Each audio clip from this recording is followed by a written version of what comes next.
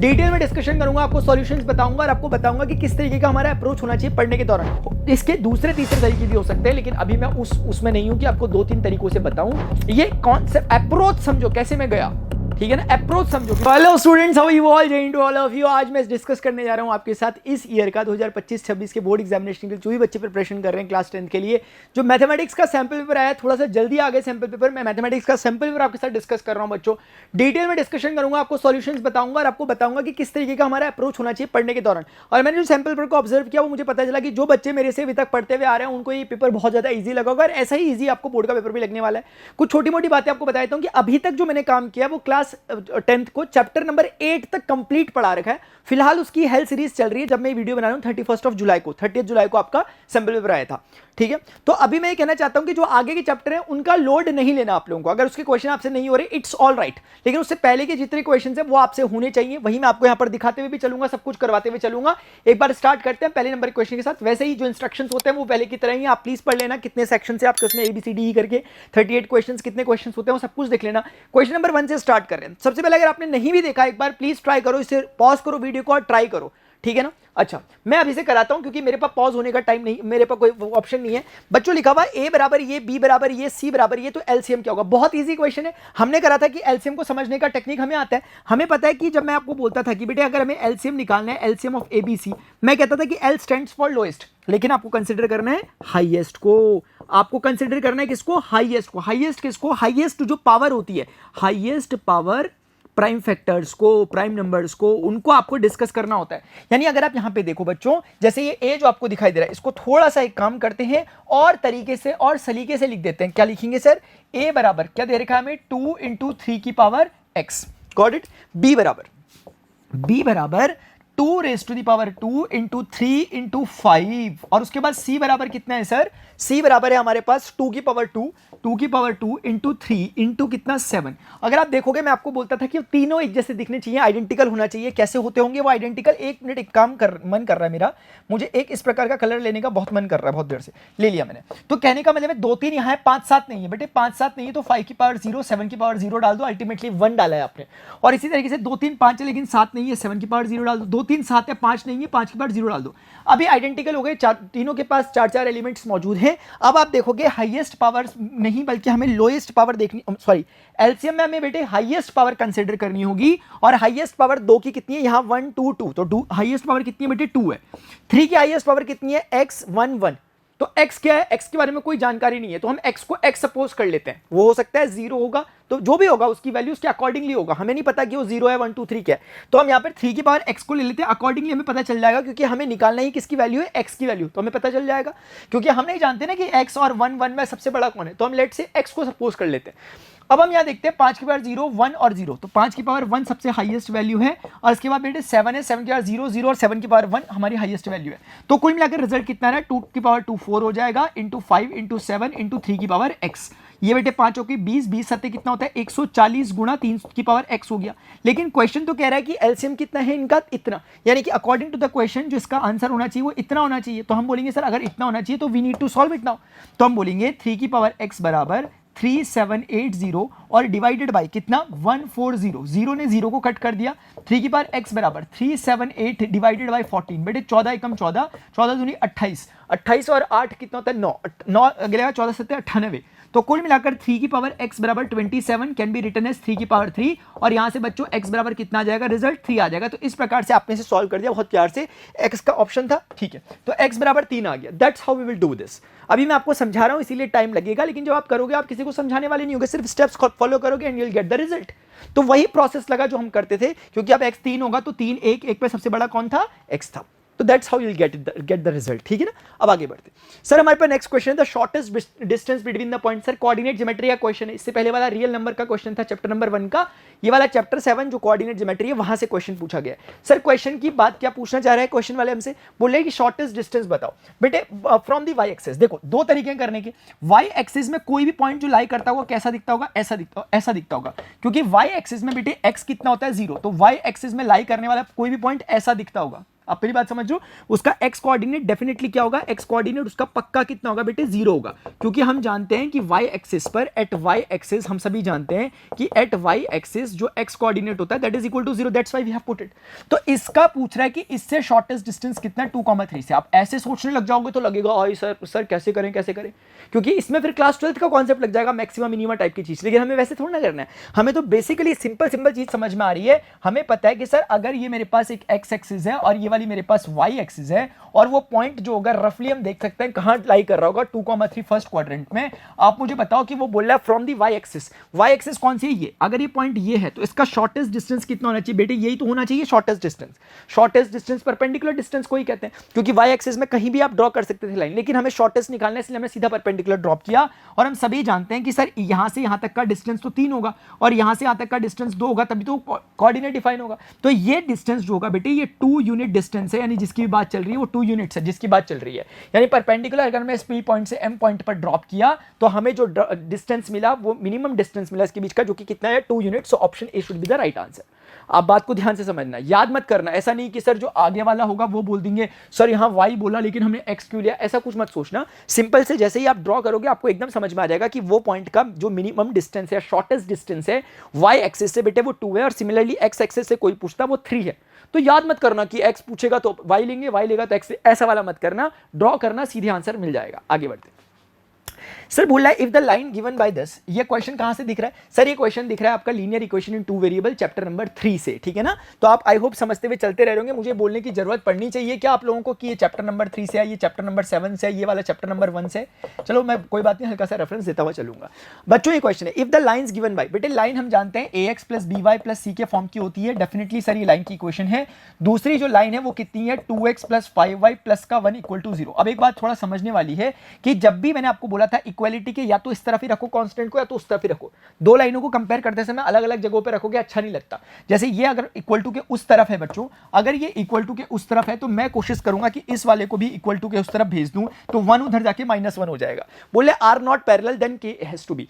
अगर ये दोनों की दोनों लाइंस आपस में पैरेलल नहीं है बच्चों, पैरेलल का मतलब मैंने आपको क्या बता रखा था, मैंने डिटेल में आपको बताया हुआ है, एक बार दोबारा बता देता हूं कि a1x plus b1y plus c1 is equal to 0 एक लाइन है, और a2x plus b2y is equal to plus c2 is equal to एक दूसरी लाइन है। बच्चों याद आ रहा है ना, ये सब बता रखा है डिटेल में। स्टिल मैं आप लोगों को एक बार रिवाइज करा दे रहा हूं, जिन बच्चों को पहली बार जो लेक्चर देख रहे होंगे, ताकि उन लोगों को समझ में आ जाए कि हमें डिटेल लेक्चर देखना चाहिए सर का, अगर आज तक देखा नहीं है तो, क्योंकि वहां पर तो हम बहुत प्यार से एक चीज को करते हैं, लेकिन अभी हम ऐसे बैठे हैं जैसे हम एग्जामिनेशन में बैठे होंगे। तो बच्चों मैंने आपको केसेस बता रखे थे कि हमारे पास 3 तरह के केसेस बन सकते हैं। क्या क्या हो सकता है सर, जब हमारे पास लाइन आपस में कैसी हो, पैरेलल लाइन्स हो। बेटे एक वो केस हो सकता है जब हमारे पास जो लाइन हो वो कैसी हो, इंटरसेक्टिंग किस्म की लाइन हो। और बच्चों एक हमारे पास वो केस हो सकता है जब हमारी लाइन कोइंसाइडिंग किस्म की लाइन हो, कोइंसाइडिंग किस्म की लाइन हो, यानी संपाती लाइन हो, प्रतिच्छेदी लाइन हो और समानांतर लाइन हो। तो अगर हम देखें कि इसका मतलब क्या है सर, इसका मतलब बहुत सिंपल है सर कि हमारे पास 2 लाइंस है, एक लाइन ये एक लाइन ये, they both are parallel to each other. Line 1 और ये लाइन 2 आपस में पैरेलल है। पैरेलल होने का सिर्फ मतलब इतना होगा कि इसमें नो सॉल्यूशन आ जाएगा। मैं आपको रिवीजन करा रहा हूं इस क्वेश्चन, ये क्वेश्चन तो बहुत जल्दी हो जाएगा, रिवीजन करवा रहा हूं। तो नो सॉल्यूशन क्यों हुआ, क्योंकि सर इन 2 लाइनों ने आपस में एक दूसरे को कहीं पर भी नहीं काटा, और इसकी शर्त क्या वो अभी मैं डिस्कस करता हूं। फिलहाल इसको देखो, इंटरसेक्टिंग किस्म की लाइन कौन सी होती है सर, अगर हमारे पास ये एक एक्स, अगर सर हमारे पास ये एक एक्स एक्सिस है और ये वाली हमारे पास वाई एक्सिस है, जैसे वो एक्स थी और ये वाई थी, सेम उसी वे में अगर हमसे कोई कहता है कि एक लाइन हमारे पास ये है, कौन सी है सर, एक लाइन ये है, दूसरी लाइन ये है। इस बार हमारी लाइन 1 और लाइन 2 आपस में किसी एक पॉइंट पर इंटरसेक्ट कर रही है, इसीलिए हम कहेंगे कि यहां पर सॉल्यूशन एग्जिस्ट करता है, और हम कहेंगे कि इस बार का सॉल्यूशन कैसा है बेटे, यूनिक सॉल्यूशन है, यानी अद्वितीय हल है इसका। यहां कोई भी हल नहीं था, यहां पर अद्वितीय हल है, क्योंकि एक हल है मिला, एक सॉल्यूशन मिला, यहां पे कोई भी कट नहीं किया, कोई भी सॉल्यूशन नहीं मिला। लेकिन कभी ऐसा भी हो सकता है बच्चों की लाइनें एक के ऊपर एक हो, जैसे एक्स एक्सिस वाई एक्सिस, ये लाइन 1 और ये लाइन 2 दोनों को ही रिप्रेजेंट कर रही है, लाइन एक के ऊपर एक रखी हुई है, एक के ऊपर एक, तो वो हर पॉइंट पर एक दूसरे को इंटरसेक्ट करती हुई चल रही होंगी, यानी हर पॉइंट पर वो लाइन मिल रही होगी। इसलिए इस केस पे हमें कहना क्या चाहिए, हमें कहना चाहिए infinitely many solutions, infinitely many solutions. तो ऐसे केस में बेटे रिजल्ट क्या बोलना चाहिए sir, infinitely many solution should be the right answer. उसको कहने का तरीका क्या होगा, इनफाइनाइटली मैनी सॉल्यूशन। कोई रटने वाली बात नहीं है, आपको आंखें के सामने दिखा रहा हूं सारी बात। तो बच्चों मैंने आपको क्या बताया था, अगर आपको याद होगा, क्योंकि डिटेल अभी चाह के भी नहीं दे सकता मैं पूरी की पूरी, क्योंकि 15-20 मिनट लगे थे बताने में, जो अब मैं बताने वाला हूं। मैं आपको इन शॉर्ट बोलता हूं कि शर्त क्या होती है सर। शर्त शर्त ये होती है कि इस वाले केस में A1/A2 जो होगा और B1/B2 जो होगा वो पक्का इक्वल होंगे और C1/C2 इक्वल नहीं होना चाहिए, ठीक है। क्योंकि मैंने बताया था कि ये जो आगे वाले हैं ये स्लोप को रिप्रेजेंट करते हैं और दो लाइनों का स्लोप आपस में इक्वल हुआ, पैरेलल होंगे तभी तो इक्वल हो पाएगा, तभी तो वो काट नहीं पाएंगे। इसलिए ये कंडीशन बहुत जरूरी है कि इक्वल होने चाहिए, जबकि यहां पर वही कंडीशन का उल्टा होना जरूरी है, यानी कि इक्वल ना हो तभी जाकर वो एक दूसरे को काट पाएंगे। अगर वो इक्वल हो गए तो कैसे काटेंगे, यानी स्लोप हमारा जो है वो अनइक्वल किस्म का होना चाहिए, तभी जाकर वो कभी ना कभी एक दूसरे को काट पाएंगे और इंटरसेक्टिंग सॉल्यूशन आ पाएगा। बेटे ये वाला वो केस है जहां पर स्लोप एक जैसे होंगे, क्योंकि स्लोप का मतलब है कि दोनों लाइनें एक दूसरे से कितना एंगल बना रही है। जैसे 0 डिग्री बना रही थी, यहां पर भी एक के ऊपर एक होने पर 0 डिग्री ही बना रही है। लेकिन इसमें और इसमें फर्क क्या है कि ये लाइनें हैं ही दोनों एक जैसी। तो अगर A1/A2 B1/B2 के इक्वल हो भी रहा है तो बेटे C1/C2 के भी इक्वल होगा। ये मेक श्योर करना पड़ेगा कि वो C1/C2 के भी इक्वल होगा। क्या आप मेरी बात समझ पा रहे हो? इन दोनों में यही बेसिक फर्क है, क्योंकि अगर वो भी इक्वल हो गया मतलब लाइन ही एक जैसी है। यहां पर बोल रहा है लाइन पैरेलल तो है लेकिन एक जैसी नहीं है, दैट्स व्हाट इट मींस, ठीक है ना। अभी हमें समझ में आ गया। अब आते हैं मेन क्वेश्चन पे। बस चैप्टर नंबर 3 का पूरा सारांश मैंने आपको वहां पर दे दिया। अब तो बस क्वेश्चन में कुछ भी नहीं था, पर क्वेश्चन को बहाना लेकर मैंने आपके साथ कॉन्सेप्ट डिस्कस किया। ज्यादा जल्दी तो नहीं बोल रहा हूं, आराम आराम से 0.15 की स्पीड में बोल लेता हूं। तो बेटे देखो, if the lines given by this are not parallel then के, बेटे if they are not parallel that only means कि they are interested for this condition, क्योंकि यहां भी पैरेलल है यहां भी पैरेलल है। तो they are not, if they are not parallel then they are intersecting, then they are definitely intersecting, then they are intersecting. वो इंटरसेक्टिंग किस्म की है, इसका मतलब अगर वो इंटरसेक्टिंग किस्म की है सर, इसका मीनिंग क्या हुआ सर? इसका मीनिंग ये हुआ कि जो इनके स्लोप्स हैं that they should B unequal. इसका मतलब आप देखोगे कंपैरिजन से ax by c perfect form में लिखा हुआ है, तो आप सीधे सीधे लिखोगे 3/2, सीधे ले लिया मैंने A1/A2 और वहां से B1/B2 को सीधे ले लिया। बेटे they should not be equal, तभी तो अगर वो इक्वल हो जाएंगे तो स्लोप इक्वल हो जाएगा, स्लोप इक्वल हो जाएगा तो आप समझते हो क्या हो जाएगा। तो वो चाहता है कि पैरेलल ना जाए, इसका मतलब कि ये सेकंड केस को चाहता है। इसका मतलब मेक श्योर करना पड़ेगा कि ये हो। बच्चों अगर आप देखोगे 5 3 कितना देगा 15 और 2 2 कितना देगा 4k। अगर आप सॉल्व करोगे तो 15 के अपॉन में कितना देगा 4, तो k कितना होना नहीं चाहिए 15/4, यानी k कुछ भी हो जाए दुनिया में लेकिन 15/4 ना हो, क्योंकि जैसे ही k 15/4 हो जाएगा वो दोनों के दोनों आपस में इक्वल हो जाएंगे। तो k should not be equal to 15/4, that should be the right answer. वो वाला नहीं होना चाहिए। उसने बोला था not parallel, then k has to be this, यानी k can be anything except 15/4। It can not hold this value because if it will take this value then they both should be equal. आप खुद ही सोचो 15/4 यहां रखोगे, 5 3 15 2 3 4, वो आपस में एक दूसरे का हिसाब किताब ऐसा कर देंगे कि वो दोनों के दोनों इक्वल हो जाएंगे 3/2। इसका मतलब स्लोप इक्वल हो जाएगा, स्लोप इक्वल हो जाएगा तो लाइंस पैरेलल हो जाएंगी, लेकिन लाइन को पैरेलल नहीं करवाना, ठीक है। I hope this is clear to everyone. क्या मेरी चार्जिंग वगैरह बैटरी वगैरह सब कुछ चार्ज है कैमरे में? ठीक है सर, आगे बढ़ते हैं नेक्स्ट क्वेश्चन। बेटे a quadrilateral ABCD is drawn to circumscribe a circle if इतना इतना इतना then the length of AB। बेटे ये बोल रहा है कि क्वाड्रिलेटरल ABCD ड्रॉ किया गया इस तरीके से कि वो एक सर्किल को सर्कमस्क्राइब करता है। यानी कहने का मतलब है कि if we have a circle, इस तरीके से हमने एक क्वाड्रिलेटरल बनाया जिसका नाम है ABCD। तो बेटे हम ऐसा करते हैं कि हम एक कलर चेंज करते हैं और यहाँ पर एक इस तरीके से दिखाने की कोशिश करते हैं कि हमने एक क्वाड्रिलेटरल को बनाने की कोशिश करी। कुछ तो कोशिश करते हैं यार थोड़ी बहुत, ठीक है। ऐसे कर लेते हैं और यहाँ पर ऐसे कर लेते हैं, यहाँ से ऐसे निकाल लेते हैं, यहाँ से ऐसे निकाल लेते हैं। तो कहने का मतलब है मोटा मोटा A ये हो गया, B ये हो गया, ठीक है ना, रफ टाइप का बना दिया मैंने, C ये हो गया, D ये हो गया, ठीक है। अभी बोलता है quadrilateral ABCD is drawn at circumscribing a circle if BC is equal to 7 centimetre. बेटे ये जो डिस्टेंस है यहाँ से यहाँ तक का, if it is equal to 7 centimetre and CD is equal to 4 centimetre, यानी कि CD is equal to 4 centimetre. उसके बाद वो बोल रहे हैं and AD is equal to 3 centimetre, AD is equal to 3 centimetre. उसके बाद वो बोल रहे हैं कि then the length of AB is, यानी कि कोई बहुत बड़ी बात मुझे नहीं लग रहा, शायद ये बड़ी बात है, मेरे ख्याल से सिंपल बात है। अच्छा, उन बच्चों के लिए थोड़ा सा दिक्कत होगी जिन्होंने भी मेरे साथ सर्किल चैप्टर नहीं पढ़ा। इस सेशन में मैंने सिर्फ चैप्टर नंबर 8 तक ही पढ़ाया है टिल डेट, ठीक है ना। तो अगर नहीं भी पढ़ा सर्किल, इट्स ऑल राइट। जिन्होंने थोड़ा बहुत पढ़ा है वो देख लो, और जो हिंट के तौर पे समझना चाह रहे हैं वो समझ लो हल्का सा। बेटे इसमें कॉन्सेप्ट जो यूज हो रहा है बहुत बेसिक सा कॉन्सेप्ट है सर्किल का। आप लोग मेरे साथ पढ़ोगे जब पढ़ोगे कि जब भी हम किसी पॉइंट से अगर हम सर्किल पे एक टेंजेंट ड्रॉ करते हैं, टेंजेंट मतलब जहां सर्किल को किसी एक पॉइंट पे टच करता है, लेट से उसने सर्किल को टच किया पॉइंट Q पर, और इसी तरीके से अगर एक दूसरा भी उसी पॉइंट से टेंजेंट डालते हैं तो दो टेंजेंट पॉसिबली जा सकते हैं। ये हमें थ्योरम बताती है कि एक पॉइंट से, एक्सटर्नल पॉइंट से हम दो टेंजेंट ड्रॉ कर सकते हैं किसी सर्किल में, और हमें पता चलेगा, हम प्रूफ करेंगे कि इन दोनों सर्कल्स का जो लेंथ होता है वो इक्वल होता है। ये ऐसे ही बता दे रहा हूं, ज़्यादा लोड मत लेना। सर मेन बात जो बताने वाली है वो बताओ ना। तो बेटे मेन बात वही है बताने वाली कि जो पी क्यू होता है वो हमेशा पी आर के बराबर होता है, यानी length of the tangent from N external point two the circle will hold equal values, उसकी वैल्यू इक्वल होती है। That is only the concept. अगर इस कॉन्सेप्ट का इस्तेमाल हम यहाँ पर करेंगे तो हमें बहुत कुछ समझ में आएगा बच्चों। आप इधर देखो कि अगर एक बार के लिए समझो कि ये डिस्टेंस एक्स है, थोड़ी देर के लिए यहां से यहां तक, क्योंकि बी क्या कर रहा है, B is acting like an external point for this circle, जो इसको इस पॉइंट पर और इस पॉइंट पर टेंजेंट दे रहा है। तो ये अगर मैं इसको कुछ कह दूं, जैसे पी कह देता हूं, इस पॉइंट को क्यू कह देता हूं, क्यू कह देता हूं, इस पॉइंट को आर कह देता हूं, इस पॉइंट को एस कह देता हूं। तो बेटे अगर ये एक्स है तो ये भी कितना होना चाहिए सर, एक्स होना चाहिए, क्योंकि आपने कहा था कि दोनों इक्वल होने चाहिए लेंथ वाइज। अगर वो कॉन्सेप्ट को हम यूज करें, ये एक्स है, आप मुझे अब बताओ, ये तो मुझे पता नहीं कितना है, फिलहाल अब इस पे आते हैं। आप ना एक काम करो, वो अननोन है, चलो ठीक है, कुछ भी मतलब एक्चुअली ना मैं इसको प्रीफर नहीं कर रहा है इस वाले को बोलना, क्योंकि वो ऑलरेडी अननोन है ना, कर सकते हैं लेकिन ज्यादा बेटर लगेगा ऐसे कर लो आप, क्योंकि पहली बारी में सीख रहे हो तो पढ़ा भी नहीं हो सकता है चैप्टर, उलझ जाओगे और दिक्कत। तो कहने का मतलब ये मान लेते हैं कि ये डिस्टेंस एक्स है यहां से यहां तक का, एक बारी के लिए इसको P कह देता हूं, इसको Q कह देता हूं, इस पॉइंट को R कह देता हूं, बेटे इस टचिंग पॉइंट को S कह देता हूं। अगर ये X है तो that should B X also, ये भी वाला X होना चाहिए, यानी ये भी X, ये भी X, क्योंकि C से S और P सर्किल के पॉइंट पर, यानी एक्सटर्नल पॉइंट C से दो टेंजेंट ड्रॉ किए गए सर्किल पे, एक CS एक CP, दोनों का लेंथ सेम होना चाहिए। बेटा ये चूंकि पूरा लेंथ 4 है, आप मेरी बात समझ रहे हो, चूंकि ये पूरा का पूरा लेंथ 4 है यहां से यहां तक का, तो आप मुझे बहुत आसानी से बता सकते हो कि सर ये जो लेंथ होना चाहिए that should B 4 minus x, ये वाला लेंथ 4 माइनस एक्स होना चाहिए। बेटे अगर ये लेंथ x है, टोटल 7 है, तो that should B 7 minus x. बेटे इसी प्रकार से आप देखोगे कि अगर ये इतना लेंथ 4 माइनस एक्स है, तो क्या ds और dr इक्वल नहीं होने चाहिए अभी उसी थ्योरम के हिसाब से, अगर मान लेते हैं आप समझ गए उस बात को, तो जितना लेंथ इस d पॉइंट से इसका टेंजेंट का उतना ही dr का होना चाहिए, यानी अगर ये 4 माइनस एक्स है बेटे that should also be 4 minus x.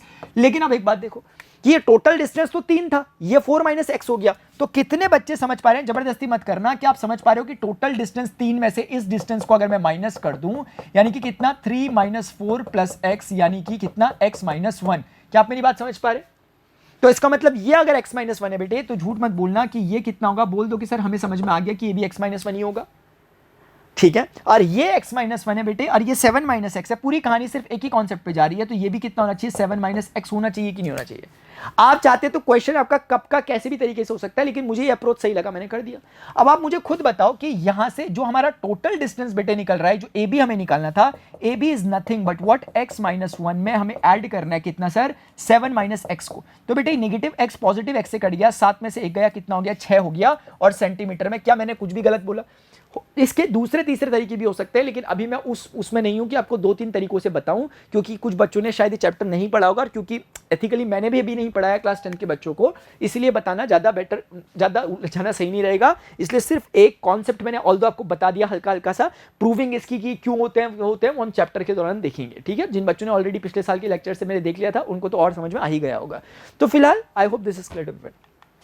Sir अगला क्वेश्चन इफ सेक, अब ये तो सब बच्चे कर लेंगे, ऐसे क्वेश्चन तो हमने बहुत कर रखे सर, ट्रिग्नोमेट्री में तो मास्टरी कर रखी सर, कुछ भी क्वेश्चन पूछ लो आप, कोई भी क्वेश्चन पूछ लो, कैसे बड़े से बड़ा। बेटे ये क्वेश्चन तुम्हें याद होगा, इस क्वेश्चन को मैं बोलता भी था ऐसा, इस पे बेस्ड मैंने अच्छे इससे, ये तो कुछ भी नहीं है, मैंने बहुत अच्छे करा रखे। आपको याद होगा sec theta plus tan theta बराबर एक्स दिया था, तो आपसे पूछा था कि कॉस थीटा कितना होगा, याद करो, एक क्वेश्चन कराया था मैंने, ऐसे ही कॉसेक और कॉट पर भी था, बोले sec theta minus tan theta. तो ये रैंडमली नहीं आ गया क्वेश्चन, एक फेमस क्वेश्चन है, इसीलिए पूछा गया कि sec theta minus tan theta कितना होगा। ऐसा वही बच्चा सोचेगा, रैंडमली पूछा गया कि क्या है ये, जिस बच्चे ने मेरी ट्रिग्नोमेट्री की क्लासेस नहीं देखी हुई। अगर आप पहली क्लास से स्टार्ट करते हो ट्रिग्नोमेट्री की, तो कोई मतलब ही नहीं होता ट्रिग्नोमेट्री का कोई क्वेश्चन छूट जाए, ठीक है ना। कमेंट सेक्शन में मांग लेना अगर आपके पास नहीं है तो, पता आपको।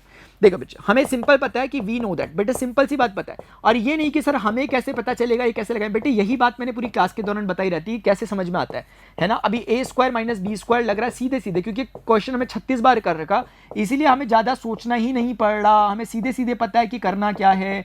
बेटे अगर आप देखोगे ये चीज आपकी कितने के बराबर है, एक्स के बराबर, तो हम बोलेंगे सेक थीटा माइनस का जो टेन थीटा वहां पर बच गया, that is nothing but my dear 1 upon में कितना एक्स, तो that is simply equal to 1 upon. कुछ बच्चे इसे डायरेक्टली भी याद रखते हैं, लेकिन मैं आपको ऐसा रिकमेंड नहीं करूंगा कि आप डायरेक्ट याद करो कि sec theta minus tan theta 1/x होता है। एक सिंपल सा एक स्टेप है, उसे फॉलो करो, आपको आपका रिजल्ट मिल जाएगा कि the right answer should be 1/x, so that's how you will get the result. अगले क्वेश्चन में आते हैं, which one of the following, ऐसा क्वेश्चन भी मैंने आपको करा रखा है, प्रैक्टिस सेट में कराया था, जब प्रैक्टिस करवाता हूं मैं आप लोगों की, उसमें मैंने ऐसा क्वेश्चन कराया था, याद होगा। तो ऐसा नहीं कि अगर जिस बच्चे ने मेरे से करा है वो क्वेश्चन को जाके सुलटा देगा सीधे जाकर, अदरवाइज ऑर्डिनरी स्टूडेंट क्या करेगा, एक एक करके खोलेगा, बोलेगा sir x square plus 2 2 4 x plus 4, फिर ऐसे खोलेगा। नहीं भाई, हम ऐसे नहीं करेंगे, हम सीधे हिंट लेंगे यहां से। अब मैं उनसे बच्चों से बात कर रहा हूं जो लोग पढ़ते हैं रेगुलरली और जो समझ पा रहे हैं। देखो बेटे, अगर तुम खोलोगे यहाँ पे एक्स स्क्वायर खुलेगा, यहां से कोई एक्स स्क्वायर नहीं है, कैंसिल होने का कोई चांस नहीं है, इसका मतलब which one of the following is not पूछा हुआ, तो ये तो नहीं, क्योंकि ये क्वाड्रेटिक इक्वेशन है इन रियलिटी, ये है क्योंकि एक्स स्क्वायर कंटेन कर रहा है मैक्सिमम पावर 2। बेटे यहां एक्स स्क्वायर है, यहां पे आप खोलोगे तो क्या बनेगा, 9x स्क्वायर टाइप का मल्टीप्लाई होकर, तो कैंसिल नहीं होगा, क्योंकि 9x स्क्वायर अपने को कैलकुलेट करके 8x स्क्वायर 10x स्क्वायर कुछ तो करेंगे, एक्स स्क्वायर रहेगा वहां पे, तो इसलिए आंसर ये भी नहीं है क्योंकि ये क्वाड्रेटिक इक्वेशन बन रहा है। बेटे थर्ड वाले को देखोगे, एक्स क्यूब यहां बना, अगर आप ध्यान से देखोगे यहां a प्लस बी का होल क्यूब खोलोगे, a cube plus B cube में एक्स क्यूब जो खुलेगा वो इस एक्स क्यूब को सीधे सीधे काट देगा यहां से, तो आपके पास सिर्फ और सिर्फ एक्स स्क्वायर वाला टर्म बच जाएगा, कटेगा नहीं, क्योंकि यहां से आपके पास 3x स्क्वायर बन रहा है और यहां से माइनस एक्स स्क्वायर कट नहीं रहे, इसलिए बेटे ये भी आंसर नहीं होगा क्योंकि ये भी क्वाड्रेटिक इक्वेशन है। ऐसे शॉर्टकट नहीं मार रहा मैं, ये क्वेश्चन दिया ही ऐसे, तभी उसने जानबूझ के चौथा आंसर दिया है आपको। अगर कोई बच्चा लगा पड़ा हुआ एक एक करके खोल के करने में, नहीं ना, जबकि मैंने जब आपको कराया था डे 1 में तो मैंने आपको खोल के दिखाया था, अच्छा खासा टाइम लिया था, लेकिन तुरंत उसके अगले क्वेश्चन मैंने आपको ये अप्रोच भी दिया था, ऐसे ही करना चाहिए एक नंबर के क्वेश्चन को, ये इसकी डिमांड है, क्वेश्चन दिया ही इसलिए, बना ही इसलिए कि आप ऊपर से देख के पता करो, ना कि कैलकुलेशन करो। बच्चों यहां पे आप देखोगे, ये देखो अब देख के पता चल रहा है वैसे तो, लेकिन फिर भी बताऊंगा। देखो x इंटू एक्स कितना होगा, एक्स स्क्वायर, वो वहां के एक्स स्क्वायर से सीधे कैंसिल होगा, तो एक्स स्क्वायर टर्म गायब हो जाएगा, तो that will not be a quadratic. अगर नहीं समझ में आया, देखो x into x x square, x 1 jar x, 2x 2 into x और 2 1 जार 2 बराबर का एक्स स्क्वायर प्लस का 2x प्लस का 3। बेटे ये कह रहा था मैं, ये होना ही होना था। अब आप देखो 3x 2x, ये कितना हो गया, x हो गया 3, ये हो गया, लीनियर टाइप की इक्वेशन है, so that should be the result because it is not a quadratic equation. ये कॉन्सेप्ट अप्रोच समझो कैसे मैं गया, ठीक है ना, अप्रोच समझो, क्योंकि आपको नहीं पता होगा कि चौथा है, तीसरा है, दूसरा है, पहला है आंसर, लेकिन क्योंकि मैंने पहले भी क्वेश्चन किया तो कॉन्फिडेंस है कि हाँ करने का अप्रोच ये होना चाहिए कि आप मेंटली कैलकुलेट कर लोगे कौन कट रहा है कौन नहीं कट रहा कैसे कैसे, और बहुत बड़ा मेंटल कैलकुलेशन नहीं है ये क्वेश्चन। से पिछले साल भी मैंने कई बार इस क्वेश्चन कराया था, पिछले साल मैंने बोला था कि आ सकता है, लेकिन देखो चलो ये क्वेश्चन है, ये कोई ओलंपिक रिंग्स टाइप की चीजें दिखा रखी हैं आपको, 5 रिंग्स दे रखी हैं, बोला गया ये क्वेश्चन ओरली कर सकते हो अगर आपका ठीक ठाक दिमाग अच्छे से चल रहा है तो। अरे सॉरी यार, ये आपने जिन बच्चों ने चैप्टर नहीं पढ़ा एरिया रिलेटेड टू सर्कल वो इसको अदरवाइज लेंगे, लेकिन एक छोटी सी बात है आप सीख लोगे, कोई बहुत बड़ा कॉन्सेप्ट नहीं है, इसलिए मैं बता देता हूँ। सर ये बोलना चाह रहे हैं कि जो सर्कल्स हैं, इन सर्कल्स में कह रहे हैं कि हर सर्कल रेडियस 1 का है, आप पढ़ोगे यहाँ पर लिखा हुआ है, मैं पढ़ के सुनाता हूँ। Given below is the picture of the Olympic rings made by taking 5 congruent circles of radius 1 centimetre. सबका रेडियस बेटे कितना है सर जी, सबका रेडियस 1 सेंटीमीटर है। नेक्स्ट क्या बोला, intersecting in such a way that the chord formed by joining the point of intersection of 2 circle is also the length of कितना, यानी कि उसका लेंथ भी 1 सेंटीमीटर है। Total area of all dotted region in the, शायद dotted region ना दिखाई दे रहे हो बट मैं आपको समझा देता हूं इसमें है क्या चीज बच्चों।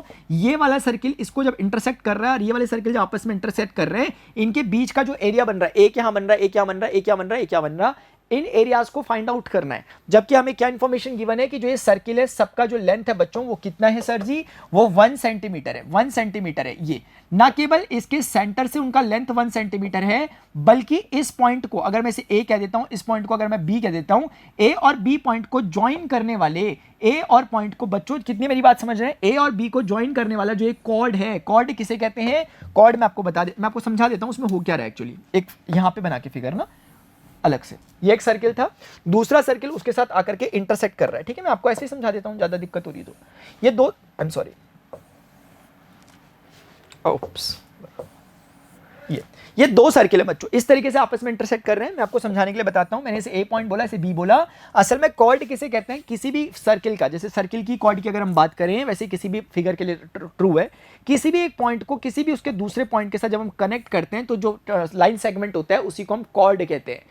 तो उस हिसाब से अगर आप देखें, अगर इसके सेंटर से होकर के कोई एक ये पॉइंट्स आपस में कनेक्ट हो रहे हैं, मान लेते हैं सी और डी, तो इसी कॉर्ड को हम लार्जेस्ट कॉर्ड कहते हैं जो कि डायमीटर होती है। तो डायमीटर एक प्रकार की कॉर्ड कॉर्ड ही होती है, यानी every diameter is a chord but every chord may or may not be a diameter, ठीक है ना। तो बस एक डायमीटर समझ में आ गया, व्यास कहते हैं इसे हिंदी में। तो बच्चों अब हमने बोला सर हमें इतना समझ में आ गया, आगे तो बता दो कुछ, आगे का क्या चक्करबाजी है।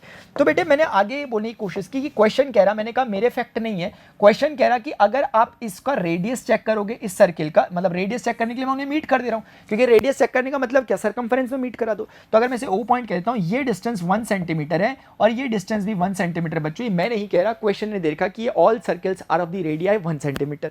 उसके बाद इसने ये भी कहा कि जो ये ए और बी से को जो मिला रहे हैं हम, और जो ये कॉर्ड यहां पर आपको बनता हुआ नजर आ रहा है, this chord is of a length 1 centimetre as well. और डॉटेड इलाके उसने ये कर रखे हैं बच्चों, इसको डॉट कर रखा है। तो कहीं ना कहीं ये दो जो पार्ट्स दिख रहे हैं इसको आपको कैलकुलेट करना है, ऐसे ही 2 यहां 2 यहां 2 यहां 2 यहां, यानी टोटल 8 लोग हैं, ठीक है। अब इसके लिए ना सिर्फ वही लगेगा, एरिया रिलेटेड टू सर्कल का कॉन्सेप्ट। आप एक बार चैप्टर भले ही आपने नहीं पढ़ा भी मेरे से, इट्स ऑल राइट, एक बार कोशिश करते हैं समझने की क्या।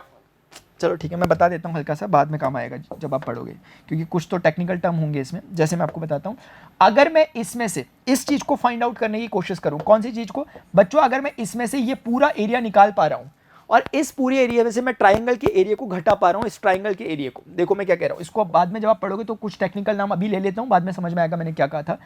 एरिया ऑफ, अगर मैं देख रहा हूँ एरिया ऑफ सेक्टर OAB, आपको समझ में आएगा बच्चों ये बाद में क्या कर रहा हूं मैं, minus area of sector OAB का मतलब ये पूरा पिज्जा की जो स्लाइस है, ये पूरी की पूरी स्लाइस उठा ली हमने, उसका एरिया में से बेटे अगर मैं माइनस कर दूं एरिया ऑफ ट्रायंगल OAB, तो सोचो क्या होगा। अगर मैं ये ट्रायंगल ऑफ OAB जो मुझे दिख रहा है, ये ट्रायंगल जो मुझे दिख रहा है, इस ट्रायंगल को अगर मैं इस पूरे में से घटा दूं, क्या मुझे निचला हिस्सा मिलेगा? हाँ जी सर, तो निचला, यानी मुझे जो रिक्वायर्ड रिजल्ट है उसका आधा पार्ट मिल जाएगा, यानी मैं उसको फिलहाल A कह देता हूं। तो आप समझ पा रहे होंगे, अगर मैं इस एरिया को A कह रहा हूं तो ये भी A, तो इससे मुझे 2A मिल रहा है, इससे भी 2A, इससे भी 2A, इससे भी 2A, टोटल 8A मेरा रिक्वायर्ड रिजल्ट है। या आप ऐसे समझो कि अगर एक टुकड़ा A है तो ऐसे 8 टुकड़े हैं, तो मेरा आफ्टर ऑल जो रिजल्ट आना चाहिए वो कितना होना चाहिए बच्चों, वो 8A के बराबर होना चाहिए। कि 8A कितना होगा, A वो है। तो एरिया ऑफ सेक्टर, इस सेक्टर का एरिया कैसे निकालते हैं, जो भी यहां पर एंगल बन रहा होता है उस एंगल, जैसे इस बार कितना बन रहा है 60 डिग्री। सर आपको कैसे पता चला, क्योंकि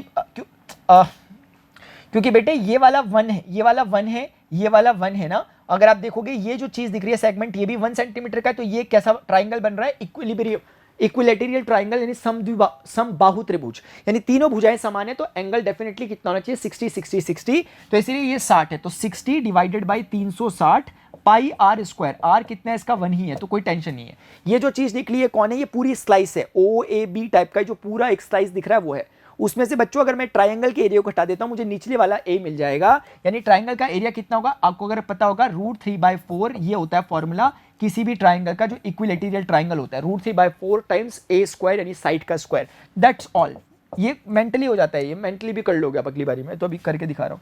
तो ये 1/6 हो गया यहाँ पे पाई, तो we are left with π/6 only, minus का √3/4, and that is simply equal to A। और हमारे अकॉर्डिंग बच्चों रिजल्ट क्या होना चाहिए, 8A होना चाहिए, क्योंकि हमें टोटल आंसर निकालना था, इसीलिए हमारा आंसर होगा 8π/6 माइनस का √3/4 यूनिट स्क्वायर, सेंटीमीटर स्क्वायर बोल दो क्योंकि सेंटीमीटर गिवन है।